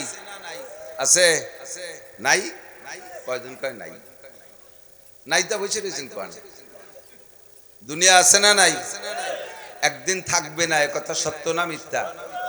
ইজা ওয়াকাতিল ওয়াকিয়া, ঘটনা একটা ঘটবে। তরজমা কি? ইজা ওয়াকাতিল ওয়াকিয়া, ঘটনা একটা ঘটবে। লাইসালি ওয়াকাতিহা কাযিবা, ওই ঘটনার মধ্যে কোনো সন্দেহ। ইমানের 7টা অঙ্গ প্রথম ধাক্কায়। ইমানে মুফাসসাল পড়েন, পারেন তো? পারেন ইমানে মুফাসসাল? গতকালকে আমি এক জায়গা ওয়াজের ভিতরে কলেমায়ে তয়্যিবা কলেমায়ে শাহাদাত মস্ক করাচ্ছি। আল্লাহু আকবার। নড়াইল, ওই জেলা নড়াইল আছে না, নড়াইল থেকে এক জামাত আইছে আমাদের গোপালগঞ্জের এক থানা, কাশিয়ানী থানার শেষ উত্তর সাইডে একটা জায়গা আছে, ওই জায়গার নাম নড়াইল, ছোট্ট একটা গ্রাম নড়াইল। তো ওই নড়াইল থেকে এই নড়াইল জামাত আইছে, তবলিগ জামাত। আমি ওখানে মাহফিলে গেছি। 3 দিন জামাতের টাইম চলে গেছে, এক মসজিদে 3 দিন কাটাইছে। তবলিগওয়ালারা আইসা বুড়োদেরকে খবর নিয়ে দেখে অজুর মশলা জানে না, গোসলের মশলা জানে না, নামাজের 13 ফরজ জানে না, নামাজের 14 ওয়াজিব জানে না, 28টা সুন্নতে মুআক্কাদা জানে না, তারপরে অজু ভাঙ্গার কারণ 7টি জানে না, কিছু জানে না। এরকম পাকা পাকা 70-80 বছর এক করে পাইয়ে ঝুলু হয়ে গেছে এরকম বুড়ো পাইয়া। লাস্টে খবর নিয়ে দেয় যে বুড়োরা কলেমাও পারে না, আবার নামাজ পড়তে পড়তে কপাল ঘষা হয়ে গেছে। তা আমি সব কয় নামাজের সবকিছুর আগে তো লাগবে কলেমা। কতক্ষণ কলেমা আগে লাগবে না? কলেমা না পড়ে যদি সারা জীবন ভরে ভালো কাজ করে, সারা জীবন ভরে নামাজ পড়ে, আল্লাহর কসম 1 সেকেন্ডের জন্য জান্নাতে যেতে পারবে না। কলেমা হলো ইমানের বস্তার তলার সেলাই। একটু উদাহরণ না দিলে বোঝা যায় না। বড় একটা বস্তা, এই বস্তার ভিতরে ধান রাখছেন, গম রাখছেন, যা রাখা দরকার সব রাখছেন, কিন্তু বস্তার তলিতে সেলাই নাই। উপরে বস্তার কান ধরে টানি উঠলি একটু থাকবে, তলতে সব বের হয়ে যাবে না? আপনার নামাজ, রোজা, হজ, যাকাত, তাসবিহ, তাহলিল, জিকির, ফিকির, মসজিদ, মাদ্রাসা, তেলাওয়াত, তাবলীগ, সরমনাই, যা কিছু ইবাদত আছে সব ঢুকানোর জন্য একটা বস্তা আছে। ওই বস্তার তলায় একটা সেলাই দিতে হবে, তাহলে এগুলো ভিতরে থাকবে। সেই সেলাইটার নাম হলো লা ইলাহা ইল্লাল্লাহ মুহাম্মাদুর রাসূলুল্লাহ, ঈমানের কলেমার সেলাই, ঠিক না? 70 বছর নামাজ পড়ছো সূরা কিরাত কিছু জানো নাই সিজদা দেছো কাউর মতো কানুকরাতিল গুরাব কাউর ঠোয়ের মতো ঠুয়াই গেছো খালি কিন্তু তোমার কলেমাটা আজও ঠিক হয় নাই এইজন্য আমি সব অভিযান লাগাইছে যে এই বুড়ো কটার আগে কলেমা যে কটা চাকা পাংচার হয়ে গেছে ঠ্যাং একখান কবরে চলে গেছে আজও মরতে পারে 2 দিন লাস্টিংও করতে পারে এই কটারে কমপক্ষে কলেমা পড়াইয়া কবরে পাঠানো যায় নাকি নামাজ কালাম সব বাদ দিয়ে কলেমা শিয়েছে 3 দিনের পরে আজকে এসে আমার মাহফিলে ওই আমির সাহেব বলতেছে হুজুর আপনি সারা দেশে তবলিগে রস করেন আপনার গোপালগঞ্জের ভিতরে কি তবলিগ একটু করেন নাই কে কি হয়েছে 3 দিন পর্যন্ত কয় বুড়োরা কলেমা পড়াইছি আজকে ইশার পরে ইন্টারভিউ নিয়ে আসলাম সে বুড়োরা কয় লা ইলাহা মুহাম্মাদুর রাসূলুল্লাহ লা ইলাহা মুহাম্মাদুর রাসূলুল্লাহ ইল্লাল্লাহ কয় না পরে আমি তো রাগ হয়ে গেছি মিয়া এতদিন কর নাই আজকে আমি ইল্লাল্লাহ কয় 3 দিন পর্যন্ত পড়াচ্ছি এখনো কলেমা ঠিক করে পড়েন না যে বুড়ো আমারে রাগ করে কয় মিয়া সব জায়গার কলেমা একরকম নাকি সব জায়গার কলেমা সব জায়গায় একরকম না জায়গা বিশেষ পার্থক্য আছে আমেরিকার মুসলমানের কলেমা কি লা ইলাহা যতবার জিজ্ঞেস করতে বলবেন আপনার একটা লাভ হয়ে যাচ্ছে গোপনে তা আগে কয়ে নেই নাই বিদায় কৃপণতা করতেছেন যে ব্যক্তি একবার কলেমায় লা ইলাহা ইল্লাল্লাহ পড়ে নবী পাক বলেন তামলাউ মা বাইনাস সামাই ওয়াল আরদ আসমান আর জমিনের মাঝখানে সমস্ত ফাঁকা জায়গা তার জন্য নেকিতে ভরে যায় তাহলে সুযোগ পালেই পড়ে নেব লা ইলাহা ইল্লাল্লাহ আমেরিকায়ও লা ইলাহা ইল্লাল্লাহ জাপানের মুসলমানও পৃথিবীর যেখানে মুসলমান হতে হবে তার কলেমার নাম কি লা ইলাহা ইল্লাল্লাহ ঠিক কি না আল্লাহ পাক আমাদের শুদ্ধ করে পড়ার তৌফিক দান করে বলেন আমিন বহুজন জানেন না কলেমায়ে তয়্যবা পড়াইছি কলেমায়ে শাহাদাত পড়াইছি গতকাল বললাম তাহলে কলেমায়ে শাহাদাতটা পড়েন তো কলেমায়ে শাহাদাত পড়তে কইছি কলেমায়ে তয়্যবা পড়িয়েছি মিনিমাম 80 বছর এক বুড়ো বলে মিয়া আজও কলেমায়ে তয়্যবা আর শাহাদাতের পার্থক্য বোঝেন না ইমানে মুফাসসাল পারেন না এর ভিতরে বাছাই করতে গেলে অর্ধেক মানুষ ফেল করবেন ইনশাআল্লাহ ইমানে মুফাসসাল তাহলে ঠিকটা কি ঠিক না বেঠিক এই যে কলেমা ইমানে মুফাসসাল পারেন না বলে ঠিক করেন এই ঠিকটা কি ঠিক না বেঠিক তাহলে পড়া দরকার আছে না নাই জীবনে একবার হলে পড়া ফরজ বলেন আমানতু বিল্লাহি ওয়া মালাইকাতিহি ওয়া কুতুবিহি ওয়া রুসুলিহি অনেকে কুতুবিহি কয় কুতুতে টান দেবেন না আর রুসুকে সুরে টান দেবেন না ওয়া কুতুবিহি ওয়া রুসুলিহি ওয়াল ইয়াউমিল আখিরি ওয়াল কদরি খায়রিহি ওয়া শাররিহি মিনাল্লাহি তাআলা ওয়াল বাসি বাদাল মাউত তরজমা বুঝে নেন আর সাথে সাথে বিশ্বাস স্থাপন করবেন আমানতু বিল্লাহি আমি আল্লাহকে বিশ্বাস করি আল্লাহ আছে না নাই ওয়া মালাইকাতিহি ফেরেশতা আছে না নাই ওয়া মালাইকাতিহি ওয়া কুতুবিহি যত আসমানি কিতাব 104 খানা আসমানি কিতাব আল্লাহ পাক নাজিল করেছেন সবই সত্য তবে এখন চলবে একমাত্র কোরআন কিয়ামত পর্যন্ত আর তৌরাতের কার্যক্রম চলবে না ইনজিলের কার্যক্রম চলবে না জবুরের কাজ শেষ তৌরাতের কাজ শেষ ইনজিলের কাজ শেষ ওদের সিলেবাস শেষ হয়ে গেছে কিয়ামত পর্যন্ত একমাত্র চলবে কোরআনের সিলেবাস কুতুবিহি সব কিতাব মানি তবে এখন থেকে কিয়ামত 1400 বছর আগ থেকে নবী পাক কোরআন নিয়ে আসার পর থেকে নিয়ে অন্য পিছনে সব কিতাব রচিত হয়ে গেছে একমাত্র চলবে কোরআন ঠিক কি ঠিক না কোরআন ছাড়া অন্য কোনো কিতাব চলবে না ওয়া কুতুবিহি ওয়া রুসুলিহি 2.5 লক্ষ নবী রাসূল সকলে সত্য তবে যার যার জামানায় সেই নবী রাসূল ছিলেন আমার নবী আসার পরে বিগত কোন নবীর আদর্শ আর চলবে না নবী পাক বলেন আমি নবুয়তি পাওয়ার পরে যদি আল্লাহ পাক ওলা ফরজান ধরে নেন মুসা আলাইহিস সালামকে আবার পাঠাইয়া দেয় ঈসা আলাইহিস সালামকে আবার পাঠাইয়া দেয় ইব্রাহিমকে আল্লাহ আবারও পাঠাইয়া দেয় আদম নবী থেকে সব নবী রাসূলকে যদি আরেকবার দুনিয়া আমার উপস্থিতিতে পাঠাইয়া দেয় অর্থাৎ আমি নবী হওয়ার পরে যদি পাঠাইয়া দেয় কিয়ামত পর্যন্ত সব নবীদের আবার আমার কলেমা পড়ে আমার উম্মত হিসেবে কার্যক্রম করতে হবে ওই নবী তার না কার্যক্রম চালাইতে পারবে না আমার নবীর কলেমা আমরা বিশ্বাস করি সব নবী রাসূল সত্য তবে কিয়ামত পর্যন্ত আর কয়জন নবী আর কোন নবী লাগবে একটু বলেন লাগবে একমাত্র মুহাম্মদুর রাসূলুল্লাহ কথা বলুন ঠিক ঠিক না গোলাম আহমদ কাদিয়ানীর ভক্ত দেশে আছে না নাই গোলাম আহমদ কাদিয়ানী নবী না কাফের একটু বলেন না কি যদি এই কাফের কইতে কৃপণতা করেন, মনে করেন আমি মুরব্বী মানুষ, সবাই তো করছে, আমি আর কব কি, তাহলে আপনি কাফের না বলার পক্ষে। আর সুকুতু নিসফুর রিজা, চুপ থাকা সন্তুষ্টির আলামত, পক্ষপাতিত্বের আলামত। গোলাম আহমদ কাদিয়ানী মোমেন না কাফের? নবী না ভণ্ড? তাকে যারা ভণ্ড বল না বলবে তারাও ভণ্ড, তাকে যারা কাফের বল না বলবে তারাও কাফের। শক্তি ক্ষমতা থাকতে যারা তাদেরকে রাষ্ট্রীয়ভাবে কাফের বলে স্বীকৃতি না দেবে তারাও বেঈমান, তাদের ইমানের মধ্যে সমস্যা আছে। পারি নাই আগের কোন সরকার রে দিয়ে। ভাবছিলাম যে আমাকে মুরব্বী আইছে অনেকদিন পর দেশেতে, উনি আইসে আমাদের প্রধান উপদেষ্টা, কমপক্ষে এই কাজটুক করবে, তাতে উনি হাত দিলেন না। এই জায়গা পশ্চিমে ইহুদিদের কার্যক্রম চলতেছে, গোলাম আহমদ কাদিয়ানীর ধর্ম আমাদের মধ্যে সাপ্লাই দিচ্ছে। আর কিয়ামত পর্যন্ত কোন নবীর দরকার নাই। ঠিক কি ঠিক না? আল্লাহ পাক আমাদের এই বিশ্বাসে মজবুত থাকার তৌফিক দান করুক। আর রাসূলিহি 4 ওয়াল ইয়াউমিল আখির। ইয়াউমে আখির মানে শেষ দিন। বলেন ইয়াউমে আখির মানে শেষ দিন। শেষ দিন মানে কি? আজকে কি বার?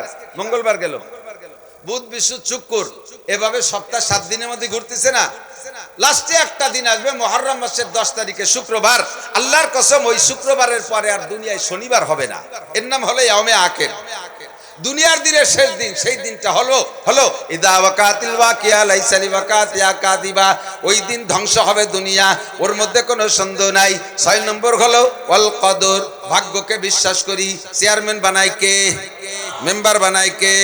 শিল্পপতিকে বানায়, রাষ্ট্রপতিকে বানায়, ভগ্নিপতিকে বানায়, ধনী গরিবকে বানায়, সম্মান বেইজ্জতকে ইজ্জতকে দেয়, বেইজ্জত অপমান কে করে? রিজিকের মালিক কে? সর্বময় ক্ষমতার মালিক আল্লাহ, সর্বময় তকদিরের মালিক আমার আল্লাহ। বিশ্বাস করেন, বিশ্বাস করেন। ফাঁকে একটু কথা কয়ে যাই, এই জায়গা হাজারো অভিযোগ থাকে। এমনি নবী পাক বলেছেন তকদিরের আলোচনা বেশি লম্বা করে করবা না। তকদিরের আলোচনা যখনই করবা তখন তোমার সামনে যারা থাকবে তাদের ভিতরে শয়তানের প্রশ্ন শিখাই দেবে, আর তকদিরের প্রশ্নে আসলে তুমি জবাব দিয়ে শেষ করতে পারবা না। সংক্ষিপ্ত কথা হলো আমি আপনি যা করব এইটা আল্লাহ পাক জানে, যাই না আমার আপনার জন্য আমল নামায় লিখে রাখছে। এর নাম হলো তকদির। এটা উপরেতে ফয়সালা হয়। কতক্ষণ? এর নাম তকদির। বলতে গেলে অনেক লম্বা হয়ে যাবে, সেদিকে যাব না। তো আল কদরি খাইরিহি ওয়া শাররিহি মিনাল্লাহি তাআলা। কাহার উপর অভিযোগ দিয়ে লাভ নাই, অভিযোগ করে লাভ নাই। সাথে সাথে মনে রাখবেন আমরা এই সর্বময় ক্ষমতার মালিক, তকদিরের মালিক আল্লাহ জানি, অথচ মানুষের উপরে মানুষে অভিযোগ করি। যদি তকদিরকে বিশ্বাস করতাম কোনো অভিযোগ করতাম না। আমরা বিশ্বাস করি ক্ষমতার উৎস জনগণ। এ কথা কয় না? নেতারা কয় কিনা? কাজেই জনসমর্থন নেয়ার জন্য আদা জল খাইয়ে নেতারা নামে, যা না করা যায় তাও করে। কব কি কব না, সতর্ক করে দেই, সাবধান। ক্ষমতা উপরে বরাদ্দ আছে, কিন্তু এবার বিএনপি ক্ষমতায় যাবে না জামাত ইসলাম ক্ষমতায় যাবে না এনসিপিরা ক্ষমতায় যাবে না সরমুনার দল ক্ষমতা যাবে, উপরে কিন্তু লেখা হয়ে গেছে। ঠিক না? উপরে লেখা হয়ে গেছে, সেই অনুযায়ী কাজ হবে। কিন্তু আমি আমার ঈমান, আমার আকীদা, আমার সব কিছুকে বিসর্জন দিয়া আমি দুনিয়ায় ভোটের জন্য বেঈমানি কাজ করতে পারি না। এই দুর্গা পূজায় আমাদের হুজুররাও দলে দলে যাইয়া পূজা উদ্বোধন করে দিয়ে আসছে। যতদিন হুজুররা পুজো উদ্বোধনে যায় নাই, হিন্দুকে পুজোই তো হইনি। ও পুজো আবার কাজাওয়ারা লাগবে, কারণ একদিন হুজুররা আইছিল না। পুজো মণ্ডপে যাইয়া পুজোয় সহযোগিতা করা, কিসের মুসলমান আর কিসের ধর্মের দল? হতেই পারে না। এ কথা আদৌ মেনে নিতে পারবো না। কথা বলুন ঠিক না? আমার এদেশের হিন্দুদের নিরাপত্তা দেওয়ার দায়িত্ব আমার না, রাষ্ট্রীয় দায়িত্ব সরকার, ডক্টর ইউনূস সাহেবের দায়িত্ব, স্বরাষ্ট্র উপদেষ্টা মন্ত্রী পদে যিনি আছেন তার দায়িত্ব। সেনাবাহিনী পুলিশ দিয়ে এদেশের সকল ধর্মের পাহারাদারি করবে। হিন্দুদের মন্দির যেন না ভাঙে, তাদের মূর্তি যেন না ভাঙে, পূজায় যেন বাধা না দেয়, এ দায়িত্ব সরকারের।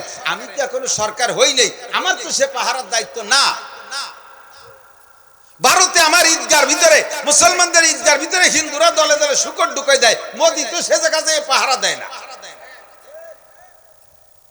আমাদের ঈদের নামাজ পড়তে দেয় না, কুরবানি করতে দেয় না, বাবরি মসজিদ ভাঙ্গে গুঁড়ো গুঁড়ো করে সে জায়গায় রাম মন্দির বানাইলো, সে জায়গায় তো মোদি বাধা দেয় না, বরঞ্চ মোদি সেই মসজিদ মন্দিরের জন্য কোটি কোটি টাকা দিয়া আজীব এক মন্দির বানাইছে মসজিদের এগেনস্টে, সে জায়গা তো তারা আমাদের এক পয়সার উপকার করে না।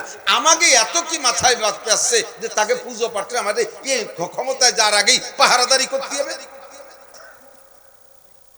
ক্ষমতা কার হাতে?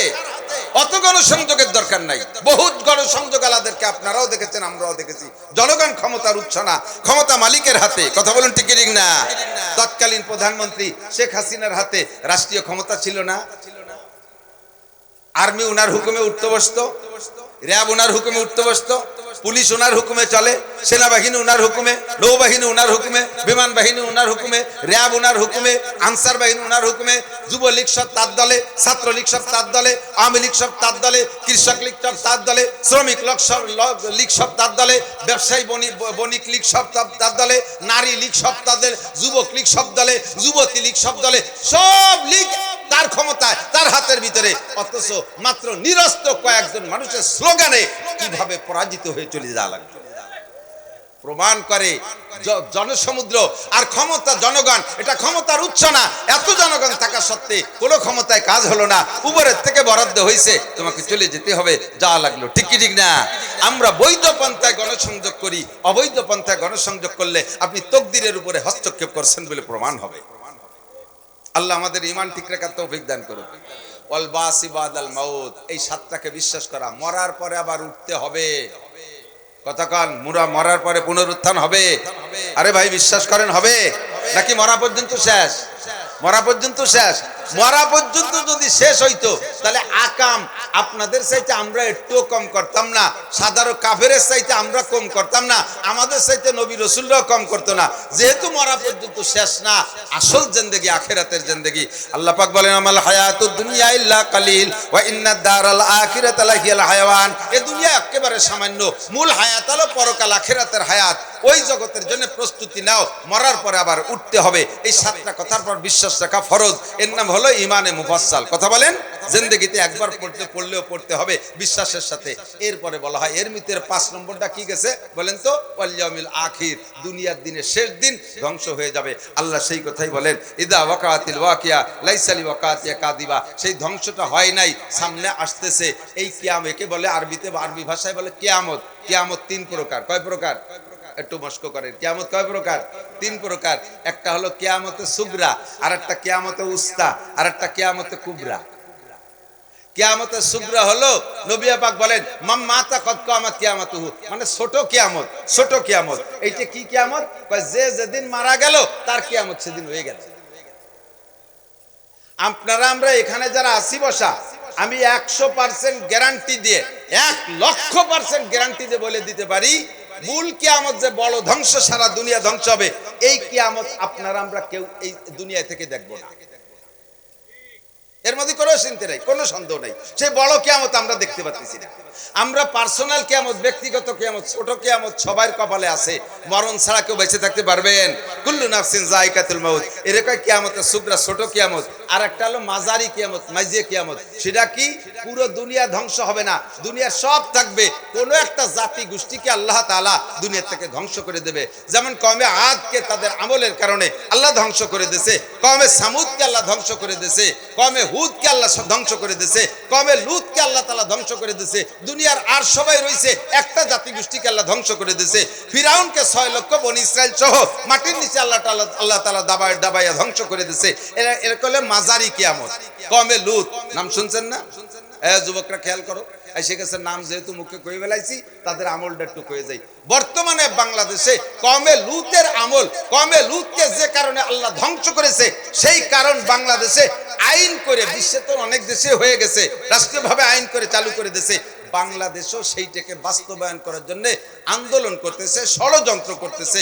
আপনারা জীবন থাকতে এই কার্যক্রম বাস্তবায়ন হতে দেবেন না। সেটা হলো পুরুষে পুরুষের সমকামকে বৈধ করে দিয়েছে। ট্রান্সজেন্ডারের নাম, পুরুষে পুরুষের সমকাম, নারী নারী সমকাম, বলতেই শরম লাগে, এর ভাষায় উচ্চারণ করতেই শরম লাগে। কত বড় নিকৃষ্ট আচরণ! পুরুষে পুরুষে বিয়ে, বলেন তুই কি কি বাজে কথা। এইটা এদেশে চালু করার জন্য ষড়যন্ত্র চলতেছে। আপনারা কি এটা চালু হলে খুশি? এ যদি চালু করতে যায়, এর বিপক্ষে যদি আমরা আন্দোলন করি, নামতে রাজি আছেন? কারা কারা? হাত না উঠলি বুঝবো যে আপনি ওই দলের লোক। আল্লাহ আমাদেরকে প্রতিবাদ করার তৌফিক দান করে বলেন আমিন। কওমে লূতের এই স্বভাব ছিল যে তারা পুরুষে পুরুষে সমকাম করত। এদের ধ্বংস করার জন্য আল্লাহ তাআলা ফেরেশতা পাঠাইছে জিবরাইল আর মিকাইলকে। দুইজনে সুদর্শন, দুইজন যুবকের রূপ ধারণ করে তারা এই জাতীয় সুদর্শন পুরুষদের পিছনে খুব লাগতো। নারীদের প্রতি তারা অত আসক্ত ছিল না। এই দুইজন ইব্রাহিম আলাইহিস সালামের ভাগ্নি হলো লূত আলাইহিস সালাম। তো ইব্রাহিম আলাইহিস সালাম রাসূল আর লূত আলাইহিস সালাম নবী। এই দুই ফেরেশতা ইব্রাহিম আলাইহিস সালামের কাছে গেছে, যার পরে বলছে এখন আপনারা কোথায় যাবেন? ইব্রাহিম আলাইহিস সালাম জিজ্ঞেস করছে, কয় যে লূতের কাছে যাব। নবীর নাম লূত। তো বলছে কি জন্য যাবেন? ওদেরকে ধুলাই দেওয়ার জন্য। তো ইব্রাহিম আলাইহিস সালাম বলে দিয়েছে ওর মধ্যে তো আমার ভাগ্নে নবী লূত, তার কি বলে? কয় সেটা আমরা দেখবো। তো এই দুইজন হ্যান্ডসাম সুদর্শন, যেই জাতীয় পুরুষের প্রতি তারা আকৃষ্ট, এমন দুইজন সুদর্শন যুবক সাইজা লূত আলাইহিস সালামের বাড়ি গেছে। বাড়ি যেয়ে সালাম দিয়ে ঢুকছে, লূত আলাইহিস সালাম রিসেপশনে বসতে দিয়েছে। বসতি দেওয়ার পরেই তো লূত আলাইহিস সালামের ভিতরে কম্পন শুরু হয়ে গেছে। এমন সুদর্শন যুবক আমার বাড়ি আইছে মেহমান, আল্লাহ না জানে কি অ্যাক্সিডেন্ট আজকে ঘটে। লূত আলাইহিস সালামের কয়েকজন স্ত্রী ছিল, তার ভিতরে একটা ছিল বেয়াদব। সে যাইয়ে তার ভাইকে দাওয়াত দিয়েছে, ভাই তোরা যা চাইস, আজকে চাঁদ দিয়ে মেহমান আমাকে বাড়ি আইছে, চলে যাবে না, কোন সময় তাড়াতাড়ি আসবো। ওই বউ যাইয়া খবর দিয়ে আইসা বাড়ি চলে আসছে, আর ওরা যাইয়া ওই দলবল জুটি আইসা লূত আলাইহিস সালামের বাড়ি আক্রমণ করছে। কোরআন শরীফের আয়াত, আমি হুবহু তরজমা বলতেছি স্যার। আসার পরে লূত আলাইহিস সালামকে বলছে তোমার মেহমানদেরকে আমাদের কাছে সুপর্দ করো। লূত আলাইহিস সালাম কেঁদে কেঁদে বলছে, বাবা তোদের হাতে ধরি পায়ে ধরি, আমার বংশ অনেক ভালো, মেয়েগুলো তোদের সাথে বিয়ে করাই দেবো, তোরাই মেহমানের পর হস্তক্ষেপ করিস না। কোনোভাবেই তারা শুনতে রাজি না। উনি মেহমানদেরকে ডাকি নিয়ে, বাবা তোমরা বেড়াতে জায়গা পাইলে না, দেশে কত এলাকা রয়েছে, সেই জায়গা যাইতে এই কমের এই স্বভাব জানো না, তোমরা কি জন্য আইছো? তোমাকে পর আক্রমণ করলে আমি ঠিয়াবো কি রে? জিবরাইল আলাইহিস সালাম কানে কানে কয়, লা তাহজান ওয়ালা তাখাফ, ভয় পেন না, টেনশন করেন না, আসতি দেন। আনা জিবরাইল ওয়া হাযা মিকাইল, আমি জিবরাইল আর এই যে মিকাইল, খালি আসতি দেন। কয় তাহলে এখনই আসতি কব? কয় না, বলে দেন যে মেহমানরা আসতে আসতে ক্লান্ত হয়ে গেছে, রাতটা কাটাবে, শেষ রাত্রি তোরা আসিস। শেষ রাত্রি দাওয়াত দিয়ে দিছে। এবার ওই শেষ রাত্রি দাওয়াত পেয়ে মোটামুটি আশ্বস্ত হয়ে থামিয়ে রয়েছে। বাড়ির ভিতর তো বেরোই চলে যায় নাকি পালাইয়া, চতুর্দিক দিয়ে লুচ্চর দল চতুর্দিক দিয়ে একবারে নিশ্চিদ্র পাহারায় দাঁড়িয়ে আছে। আল্লাহু আকবার। এরপরে শেষ রাত্রে জিবরিল লূত আলাইহিস সালামকে বলতেছে, আপনি আপনার পরিবার নিয়ে বেরোয় যান, এই পাশে বেরোয় যান, পিছনের দিকেও তাকাবেন না, যেটা পিছনের দিক তাকাবেন সেইটা ধরা পড়ে যাবে। এবার লূত আলাইহিস সালাম ফ্যামিলি নিয়ে চলে যাচ্ছে।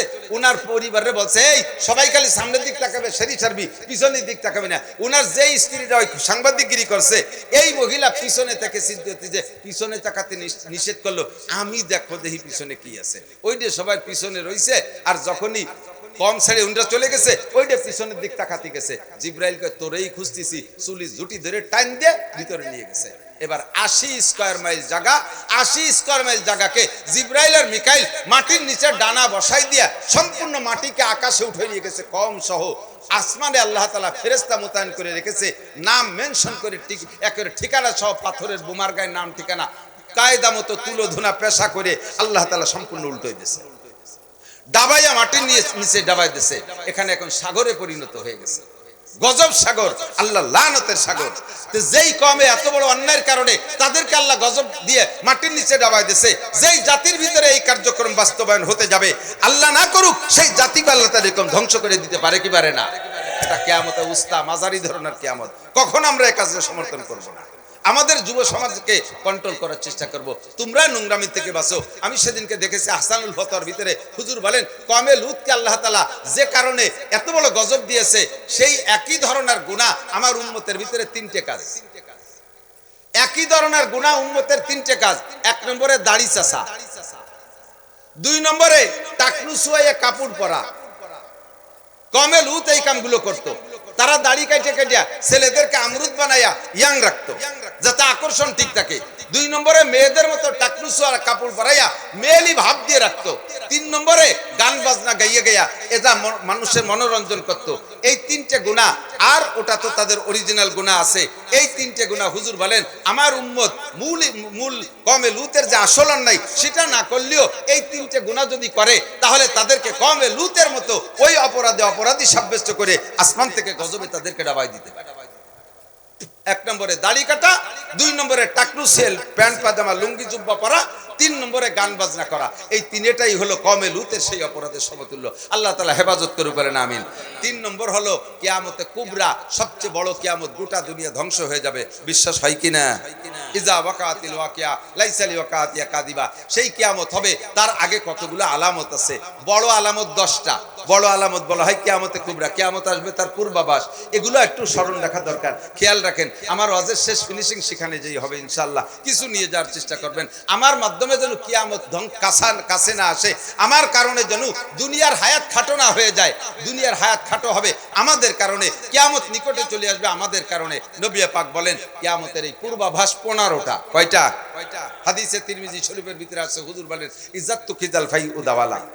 খেয়াল ইজ্জাতু কিজাল ফাই উদাওয়ালা, যখন মানুষে যুদ্ধে বিজয়ী সম্পদকে, খেয়াল করেন, ফাই মানে যুদ্ধে বিজয়ী সম্পদ, যখন দেশের মানুষে যুদ্ধে বিজয়ী সম্পদকে নিজের সম্পদ মনে করিয়া একেবারে অবাধে ব্যবহার করতে থাকবে এবং নিজের সম্পত্তি মনে করে তার উপরে আধিপত্য বিস্তার করার চেষ্টা করবে, যুদ্ধে বিজয়ী সম্পদ। এ দল বলবে আমরা দেশকে স্বাধীন করেছি, ও দল বলবে আমরা ঘোষণা দিয়েছি। এই স্বাধীন আর ঘোষণা নিয়ে এই দাঙ্গা হাঙ্গামা করতে করতে দেশের 12টা সব দলে বাজায় দিচ্ছে। কথা বলেন ঠিক ঠিক না? এটা কিয়ামতের আলামত। হুজুর বলছেন 1500 বছর আগে, এখন বাস্তবে দেখতেছি তাই। এতদিন বুঝি নাই, ছোটবেলায় হাদিসের তো হাদিস পড়েছি কিন্তু তর্জমা বুঝি নাই, এখন দেখতেছি বাস্তবে তাই। ইজ্জাতু কিজাল ভাই উদাওয়ালা, যুদ্ধে বিজয়ী সম্পদকে নিজের সম্পদ মনে করে তার ভিতরে আধিপত্য গেড়ে বসার চেষ্টা করা। 1 নম্বর আলামত, উম্মতের ভিতরে রানিং। ওয়াল আমানাতু মাগনামা, 2 নম্বর কিয়ামত আসার আগে আলামত, পূর্বাভাস হলো মানুষের ভিতরে হাজার হাজার মানুষ হবে, লক্ষ লক্ষ মানুষ হবে, তারা আমানতের মালকে গনিমত মনে করে। গনিমত কাকে বলে? যুদ্ধে বিজয়ী সম্পদ মুজাহিদিনদের জন্য হালাল। যুদ্ধে জয় হয়ে যে সম্পদ কেড়ে আনতে পারবেন ওইটা মুজাহিদিনদের জন্য একেবারে গনিমতের মাল, এটা মুজাহিদদের জন্য হালাল। হুজুর বলেন ওয়াল আমানাতু মাগনামা, কিয়ামতের আগে দেখবা মানুষ আমানতকে গনিমত মনে করবে। মসজিদের আমানত ক্যাশিয়ারের কাছে, মসজিদের আমানত ক্যাশিয়ারের কাছে। ক্যাশিয়ারের কাছে যদি বলেন ক্যাশিয়ার সাহেব টাকা পয়সাগুলো দেন, আমরা মসজিদের এই কাজ করব, ক্যাশিয়ার হাত দিবানি, কাজে হাত দেন। আর মাইয়ের বিয়েতে টাকাটা খরচ করে ফেলাইছি, কাজে হাত দিলি দিবানি। মসজিদের ক্যাশিয়ার যারা আছেন সাবধান, মসজিদের ক্যাশের টাকা, খুচরো টাকাকে কমিটির পরামর্শ ছাড়া আস্ত বানানো জায়েজ নেই। আস্ত টাকাকে ভাঙ্গায় দেওয়া জায়েজ নেই। মসজিদের ক্যাশিয়ার ক্যাশের টাকা দিয়ে মাইয়ে বিয়ে দেয়। আরে ভাই ভালো করে মনে রাখবেন, এই টাকা আমানতের টাকা দিয়ে মাইয়ে বিয়ে দিয়েছেন, ও মাইয়ের বিয়ে টেকবে না। 3-4 মাস জাতি না জাতি মাইয়ে 3 চিল্লে চলে আইছে, 3 তালাক খাইয়ে বাড়ি চলে আইছে, কারণ হারাম টাকা দিয়ে মাইয়ে বিয়ে দিয়েছে। মসজিদের ক্যাশের টাকা দিয়ে ছেলেরে মুসলমানি দিয়ে বিশাল অনুষ্ঠান, 3 দিন পর্যন্ত মাইক বাজে যায়, খাওয়া দাওয়া, ও ছেলেরও মুসলমানি টেকবে না, বছরে একবার দেয়া লাগবে। মসজিদের ক্যাশের টাকা আমানত তোমার কাছে, সেই টাকা দিয়ে দালানের ছাদ দেছো, দুনিয়ার আর কোন জায়গা ঠাটা না বললেও তোর দালানের পর ঠাটা পড়ে দালান শেষ হবে। মসজিদের ক্যাশের টাকা দিয়া, আমানতের টাকা দিয়ে দোকানের পুঁজি বাড়াইছো, বাজারে কোনো দোকানে ক্ষতি না হলো তোর দোকানে কারেন্টের আগুন লেগে দোকান পুড়িয়ে শেষ হবে। মসজিদের ক্যাশের টাকা দিয়ে নিজে বিয়ে করছি, বউতি তোরে ইস্তেফা দিয়ে এটি চলে যাবে। ওলামা না তু মাগনামা, মেম্বার ওয়ার্ডের আমানত খেয়ানত করে, বিজিএফ কার্ড, পঙ্গু ভাতা, বয়স্ক ভাতা, বিধবা ভাতা, প্রত্যেক ভাতা করতে যাইয়া আমাদের দেশের মেম্বাররা এই ভাতা যারে করে দেয়, কার্ড যারে করে দেয়, তার কাছ থেকে টাকা খায়। খায় কি খায় না? আপনাদের এদিকের মেম্বাররা তো খায় না, না খায় না, দাঁত মাইজে মুখ দিয়ে কুলিয়ে ফেলাইছে। টন মারে, মন মারে, রাস্তা মারে, খাল মারে, বিজিএফ কার্ড মারে, পঙ্গু ভাতা মারে, এগুলো জাতির আমানত। খেয়ানত চলছে কি চলছে না? হুজুর বলেন, হুজুর 1500 আগে বছর বলেছেন, সে সময় এগুলো হয় নাই। হুজুর বলছেন এগুলো হবে। এখন কি এগুলো হবে না হচ্ছে? এগুলো বাকি আছে না রানিং? ঠিক কি ঠিক না? ওলামা না তু মাগনামা, মেম্বারের কাছে ওয়ার্ডের আমানত, চেয়ারম্যানের কাছে ইউনিয়নের আমানত, এমপির কাছে সিটের আমানত, মন্ত্রীর কাছে মন্ত্রণালয়ের আমানত, ডিসি সাহেবের কাছে ডিস্ট্রিক্টের আমানত, রাস্তার আমানত কন্ট্রাক্টরের কাছে। যেভাবে সরকার বরাদ্দ দিয়েছে সেইভাবে যদি লোকাল রাস্তাগুলো করতো তাহলে একটা রাস্তা যে কমপক্ষে 10 বছর চলতে পারতাম, তার সালবাহল উঠতো না। অথচ রাস্তা বানাইছে, বরাদ্দ ঠিক মতো চাইনি, তার 3 ভাগের 2 ভাগ মেরে খেয়ে ফেলাইছে। এরপরে একটু মাটিয়ে তাল ঢেলে দিয়ে কয়েন খোয়া ছড়াই দিয়ে গেছে। রাস্তার মাথায় তো মাথায় করে জাতি না জাতি, পিছন দিয়ে রাস্তার টিউমার, বিষ ফোড়া, খাইজরি চুল করি জুস জুড়ে খোয়াগুলো খালের মধ্যে নেমে চলে গেছে। এ খাইছে কেডা? ফেরেশতা জিবরাইল, হাটাজারির বড় হুজুর, বাইতুল মুকাররমের ইমাম সাহেব। খাইছে কেডা? যার কাছে এই আমানত ছিল, কি বলা হয়, এই কন্ট্রাক্ট ছিল, তার নামও আমানত শাহ কন্ট্রাক্টর। কন্ট্রাক্টরের নাম কি? একজনের নাম আতর আলী। আতর আলী নামের মানুষ আছে না, এদিক থাকলে তার জন্য খেপাই নিয়ে বেড়ান না, আমি তো ঠুয়োটা কই। নাম আতর আলী, গায়ে ফাটার গন্ধ। আতর আলীর গায়ে সুষমরা গন্ধ। তাহলে এই খালি নাম আতর আলী হলি কি গিরা নয়? নাম আমানত শাহ হলি কি আমানতদার হয়? ওয়াল আমানাতু মাগনাবা। উলামায়ে কিরাম মাদ্রাসার মুহতামিম সাহেবের কাছে মাদ্রাসার আমানত, হাই স্কুলের আমানত হেড টিচারের কাছে, কলেজের আমানত প্রিন্সিপাল স্যারের কাছে। আপনি আমানতের খেয়ানত করতেছেন, দুনিয়ার হায়াতকে আপনি খাটো করতেছেন। আমার পকেটে টাকা আছে, আমার এলো মানি ব্যাগ, এর মধ্যে 2টা পার্ট আছে, টিস্যু মানি ব্যাগ। এক পার্টে আমার টাকা থাকে, আর এক পার্টের ভিতরে মাদ্রাসার টাকা থাকে। মাদ্রাসার টাকা 5 টাকা আছে এই পকেটে আছে, আমার পকেটে আমার সাইডে 500 টাকার নোটের নিচে নেই। বহু সময় এরকম ঘটে আমার, আলহামদুলিল্লাহ। তো পান খাবো, পান খাই, দোকানে যে 5 টাকার পান খাবো, এখন আমার টাকা 5 টাকা নাই, মাদ্রাসার টাকা 5 টাকা আছে। আল্লাহর কসম, আল্লাহর রহমত, আমি আমার অর্থনীতির উপরে আমি এ ব্যাপারে শতভাগ শিওর দিতে পারি, কিয়ামতের ময়দানে আল্লাহ পাক আমাকে অনেক গুণের জন্য বিচার করবে। তবে এই আমানতের ব্যাপারে ইনশাআল্লাহ আল্লাহ পাক আমাকে আটকাবে না, বই আমার বিশ্বাস। আমি আমার 500 টাকা 1000 টাকার নোট ভাঙ্গাইয়া 5 টাকা দিয়ে পান খাই, আমি মাদ্রাসার 5 টাকা দিয়ে পান খাই না। এ ব্যাপারে আমি শতভাগ শিওর, ওভার শিওর। আমি জানি আমি নামাজ পড়ি নাই, ব্যাগটাই কান্দে দেবো আল্লাহর কাছে, আল্লাহ ভারী সরল, মাফ করে দেবে। আমি জিনা করেছি, আল্লাহ না করুক, ব্যাগটাই কান্দে দেবো, আল্লাহ বড় সরল, আমারও মাফ করে দিতে পারে। আমি বিড়ি গাঁজা ইয়াবা খাইছি, আমি ব্যাগটাই কান্দে দেবো চোখের পানি বেলাইয়া, আল্লাহ বড় সরল, আমারও মাফ করে দিতে পারবে। কিন্তু আমি মাদ্রাসার 5 টাকা মাইরে খাইছি, এটা মাদ্রাসার গরিবের হক, এতিমের হক, এই টাকা আল্লাহ পাক মাফ করবে না। আল্লাহ ওই গরিব এতিমকে লাগাই দেবে, যা ওই বড় হুজুর কাছে টাকা আদায় রে, ওর কাছে আছে। হাসরের মাঠে আমি টাকা নিয়ে যেতে পারবো না। এত টাকা রাখবা কোথায়? কাফনের তো পকেট নাই। আইনুদ্দিন আজাদ গায় না, এত টাকা রাখবা কোথায়? কাফনের তো পকেট নাই, একটা টাকা নিয়ে যেতে পারো নাই। আমানাতু মাগনামা, আমানতের খেয়ানত চলতে থাকবে কিয়ামতের আগে অ্যাভেলেবেল, প্রচুর খেয়ানত। বলেন আমানতের খেয়ানতি যদি না হইলো, তাহলে আমাদের এদেশের কোন এক দলের নাম বলবো না। কোন সাসিবা কম সিন্নি খার জম, আমাদের এলাকায় একটা পরিভাষা বলে, কোন সাসিবা কম সিন্নি খার জম, ঠিক না? এই দেশের টাকা লন্ডন যাইয়া বছরের পর বছর খালি পয়দা অতি তালে থাকে, এই টাকা দিয়ে যাইয়া চোখা লাগে সামনে টাকা কাড়িয়ে নিয়ে কানাডারে বিল্ডিং বানাই দিছে। কানাডা চেনেন না? দেশের নাম কানাডা। আমরা চোখালারা টাকা দেখিলে কানাডারে বিল্ডিং বানাই দেয়। ও টাকা গেল কিভাবে? ও টাকা এই আমানত সারা নিয়ে চলে গেছে, ঠিক না? আবার তারা আমাদের মাঝে যখন আসে, আমরাই বলদের মতো স্লোগান দেই, বোতল ভাইয়ের চরিত্র ফুলির মতো পবিত্র, বোতল ভাইয়ের তুলনা জগতে মেলে না, বোতল ভাই যেখানে আমরা আছি সেখানে। এখন বোতল ভাই পায়খানায়, তুমি জেলখানায়, তোমরা কেন পায়খানায়? বোতল ভাই যেখানে তুমি সেখানে, গেল কোথায় বোতল ভাই? আর তুমি কোথায়? আল্লাহু আকবার। এই আমানতের খেয়ানত দেশে চলছে কি চলছে না? তার চাইতে ঘরোয়া আমার খেয়াল, এদিক তাকান, ঘরোয়া আমানতের খেয়ানত আপনি নিজেই করতেছেন। আপনার সন্তান, আমরা যারা আব্বা মা গার্জিয়ান, আমরা আমার সন্তানের আমানত আব্বা মার কাছে, ঠিক না? কিয়ামতের ময়দানে নবী পাক বলেন, কুল্লুকুম রাইন ওয়া কুল্লুকুম মাসউলুন আন রাইয়াতিহি।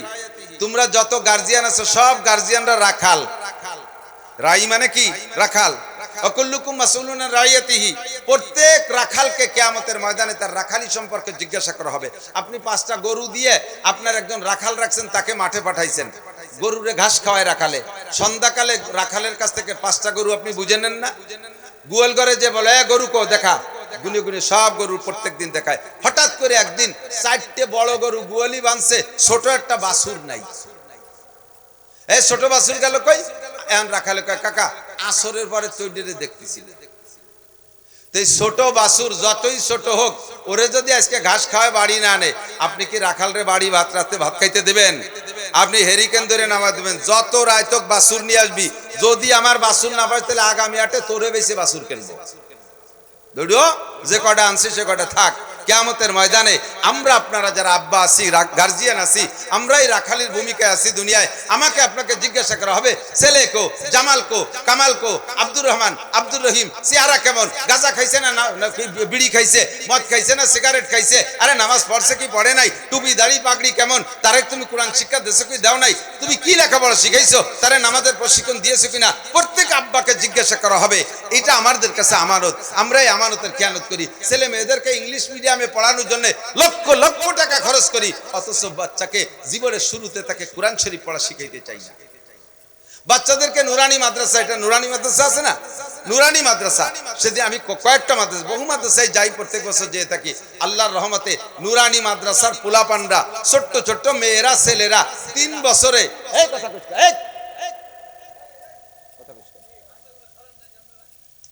3 বছরে এদিক তাকান, 3 বছরে তাদেরকে এত সুন্দর প্রশিক্ষণ দেয়, ক্লাস 3 পর্যন্ত এত ভালো পড়ায় যে তাদের হাতের লেখা, আমার বিশ্বাস ক্লাস 9-10 ছেলে মেয়েরা অত সুন্দর হাতের লেখা লিখতে পারবে না হাই স্কুলে।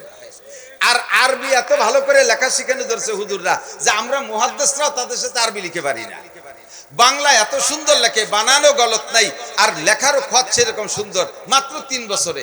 আবার 60টি মাসালা, নামাজের 60টি মাসালা তাদেরকে শিখিয়ে দেওয়া হয়। জানাজার নামাজের ইমামতি, আপনার এই বাচ্চা যদি পরে বড় হইয়া ডাক্তার ইঞ্জিনিয়ারও হয়ে যায়, আপনি আব্বা মারা যান, আপনার জানাজার জন্য হুজুর ডাকা লাগবে না, আপনার ওই MA পাস ছেলে, আপনার ওই BCS পাস ছেলে আল্লাহর রহমতে আপনার জানাজার ইমামতি করতে হবে। আমাদের গোপালগঞ্জের বর্তমান ডিসি সাহেব, গোপালগঞ্জের ডিসি সাহেব কয়েকদিন আগে আমাদের 10 জন হুজুরের দাওয়াত দিয়েছে। ডিসি সাহেব, দায়রা জজ সাহেব, এসপি সাহেব, চিফ জুডিশিয়াল ম্যাজিস্ট্রেটের 4 জন ছিলেন বাসায়, আর আমাদের 10 জন হুজুরের দাওয়াত দিয়েছে। রাতের বেলা খানা খাইতে দিয়েছেন ডিসি সাহেব, আমাদেরকে দস্তারখান বিছাইয়া ডাইনিং টেবিলে খাইতে দেয়নি। এরপরে ডিসি সাহেব রাতের ওনার বাসার ভিতরে যে মসজিদ আছে ওখানে আমরা নামাজ পড়লাম, ইমামতি করছেন সদস্য হুজুরের নাতি মুর্তাজা সাহেব, আর ডিসি সাহেব নিজে একামত দিয়েছে, আমাদের দিতে দেয় নাই। একেবারে শতভাগ সহি শুদ্ধ একামত। গোপালগঞ্জের 5টা থানা থাকে, উনি ডিসি সাহেব তো গোপালগঞ্জ জেলা সদরে থাকে ওনার বাসভবনে, ওখান থেকে গাড়ি চালাইয়া যাইয়া মকসেদপুর যে ফজরের নামাজ পড়ে, ওই কুটালিপাড়া যে ফজরের নামাজ জামাতের সাথে এক মাদ্রাসার মসজিদে পড়ে, কাশিয়ানিয়া এসে ফজরের নামাজ জামাতের সাথে পড়ে, আল্লাহু আকবার, শুদ্ধ করে কোরআন পড়তে পারে, সমস্ত দোয়া কালাম পারে, BCS পাস করার পরে পাকিস্তানে একটানা 3 চিল্লা লাগাইছে আল্লাহর বান্দা। ও দোস্ত, এরকম একজন ডিসি আপনার সন্তান হোক, তবে তার জীবনের শুরু শিক্ষাটা কোরআন পড়নেওয়ালা হোক, কোরআন দিয়ে হোক, তার শরীয়তের সব মাসালা শিখা থাকুক, এর জন্য একমাত্র শিক্ষা ব্যবস্থা এটা। এর জন্য নবী পাক বলেন অত উল্লিম আলী গায়রিদ্দিন। 4 নম্বর কিয়ামতের আলামত হলো ইজাত্তু কিজাল ফায়ুদাওয়ালা ওয়ালা মানাতু মাগনামা। 3 নম্বরে ওয়াজ যাকাতু মাগরামা, উম্মতে যখন যাকাতরে জরিমানা মনে করবে, মৌসুমী ফসল 40 ভাগের 1 ভাগ দেওয়া এটা আপনার জন্য ওয়াজিব, একে বলা হয় ওসর। কোনোটা 40 ভাগের 1 ভাগ, কোনোটা 20 ভাগের 1 ভাগ, কোন ফসল 10 ভাগের 1 ভাগ, এটা আপনার হিসাব করে দেওয়া দরকার। কিন্তু মুসলমান এই জায়গা ভাবে না। 40 ভাগের 1 ভাগ নগদ টাকার, 40 ভাগের 1 ভাগ জাকাত দেওয়া ফরজ। জাকাত দেওয়া কি একটু বলেন? জাকাত দেওয়া ফরজ। এই জাকাতের কথা যদি বলি এটাকে জরিমানা, আমার টাকা আমি কামাই হয়েছি, হুজুররা রমজান মাসে আইসে ব্যাগ করতে টাকা নিয়ে চলে যাবে, আমাকে কি জরিমানা হয়েছে নাকি? আমরা কয় জায়গা ট্যাক্স দেবো? সরকারের ইনকাম ট্যাক্স দেই, আবার হুজুরকে জাকাত দিতে হবে। আপনি দিয়েন না জাকাত, কোনো সমস্যা নাই, টাকা নিয়ে কবর যাইতে পারবেন না। কিয়ামতের ময়দানে আল্লাহ পাক বলেন ইয়াউমা ইউহমা আলাইহা ফি নারি জাহান্নামা ফাতুকওয়া বিহা জিবাহুহুম ওয়া জুনুবুহুম ওয়া যুহুরুহুম হাদা মা কানাসতুম লিআনফুসিকুম ফাযুকু মা কুনতুম তাকনিজুন। হাসরের মাঠে আপনার এই বিশাল সম্পদকে সাপ বানাই দেওয়া হবে, বিশাল সাপ বানাই দেওয়া হবে, 2 গলায় পেঁচাই দিয়ে 2 পাশে সাপে আপনাকে কামড়াইতে থাকবে। আর এই সম্পদকে তামা বানাইয়া হাজার হাজার বছর জাহান্নামে পুড়াইয়া লাল টকটকে যখন হবে, তখন সর্বপ্রথম আপনার কপালে সেক দেবে। জিবাহুহুম, কপালে সেক দেবে। কেন কপালে সেক দেবে? মানুষ সম্পদশালী হলে প্রশংসা করে কপালের। কতক্ষণ আরে কপাল, খালেক মোল্লার ছেলে ফাটা কপাল। দেখতে দেখতে আঙ্গুল গুলে কলা গাছ শিল্পপতি হয়ে গেছে, কোটি কোটি টাকার মালিক, ফাটা কপাল। আল্লাহ কপাল ফাটছে যেটুক দুনিয়াতে, বাহিটুক আমি এখন ফাটাই দেবো এদিকে। কপালের প্রশংসা করো, এই জন্য 1 নম্বরে কপাল। 2 নম্বর কপালে সেক দেওয়া হওয়ার কারণ হলো যখন জাকাত কালেকশন পার্টি আসে তখন বড় লোকের রাগের জ্বালায় কপাল গুছায় যায়। কি জ্বালা, বৈরি জ্বালায় বাড়ি থাকায় কপাল গুছায় যায় না। আল্লাহ কয় সম্পদ দিছি, কপাল কেন গুছাইছিস? তোর কপালেই সম্পদ দিয়ে সেকা দেওয়া হবে। 2 নম্বর ও জিবা হুকুম, কোকে ঠেসে ধরবে হাসরে মাঠে জাহান্নামের ভিতরে। সম্পদ পুড়াই আপনার পাশরে কোকে ঠেসে ধরবে। কেন? ফকিরির জ্বালায় যখন বড় লোক আর ফকিরির পিড়ে পিড়িতে টিকতে পারে না, তখন এরকম কোক ফিরে আর দিক মুড়াই বসে। আল্লাহকে আমার ফকির রেখান কোক দেখালো, সম্পদ ওর কোকের মধ্যে ঢুকাই দেয়। এরপরেও যখন ফকিরি না ছাড়ে, পিঠ ফিরাইয়া ঘরের দিক চলে যায়, আমার হইর রেখারও পিঠ দেখাইলো ও জুনুবহুম, এবার তার পিঠের মধ্যে সেক দে এই সম্পদের তামা পোড়া দিয়া। কারণ এই সম্পদের হক আদায় করো নাই। ও যাকাতু মাগরামা, আর জাকাত না দিলে কিয়ামত কাছে চলে আসে, দুনিয়ার হায়াত খাটো হয়ে আসে।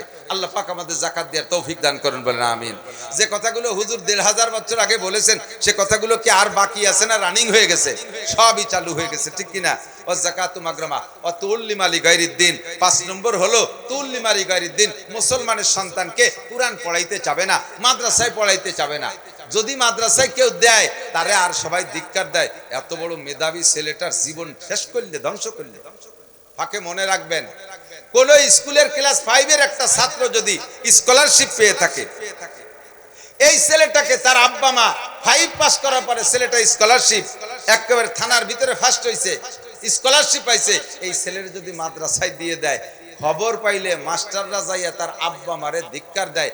আপনার কোনো কমন সেন্স নাই, আপনার কোনো জ্ঞান বুদ্ধি নাই, ছেলেটার জীবনকে ধ্বংস করলেন এই খয়রাতি বিদ্যা মৌলবী বিদ্যা পড়াইতে দিয়ে। এই ছেলেটা ডাক্তার ইঞ্জিনিয়ার হতো, এরকম কথা বলে কি বলে না?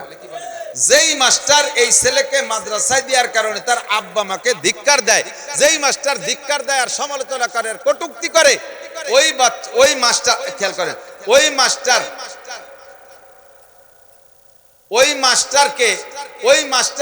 খেয়াল করেন নাই, যেই মাস্টার বা যেই গার্জিয়ান বা যেই বুদ্ধিজীবী যেই জনদরদিরা ওই আব্বা মারে ধিক্কার দেয়, ছেলেটারে তিরস্কার করে, আব্বা মাকে তিরস্কার করে, ছেলেটার জীবন ধ্বংস করছে মাদ্রাসায় পড়াতে দিয়া, সঙ্গে সঙ্গে ওই লোকটা বেঈমান কাফের হয়ে গেছে।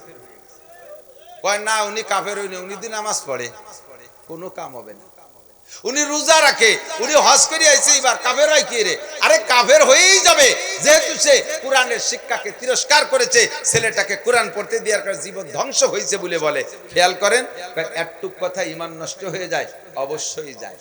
পুলা পান্ডা ওই যে বাজারেতে দেন বেলুন কেনছে না, বেলুন ভুল হয়েছে না বা হাওয়া দিয়ে, এই বেলুনের ভিতরে যতটুক হাওয়া আছে এই হাওয়াটারে পুরো ধরে রাখতে, পুরো বেলুন ভালো থাকতে হবে না? হ্যাঁ, তো সারা বেলুন ভালো থাকলে বেলুনটা ফুলও ঠিক থাকে, ভিতরে হাওয়া ঠিক থাকে।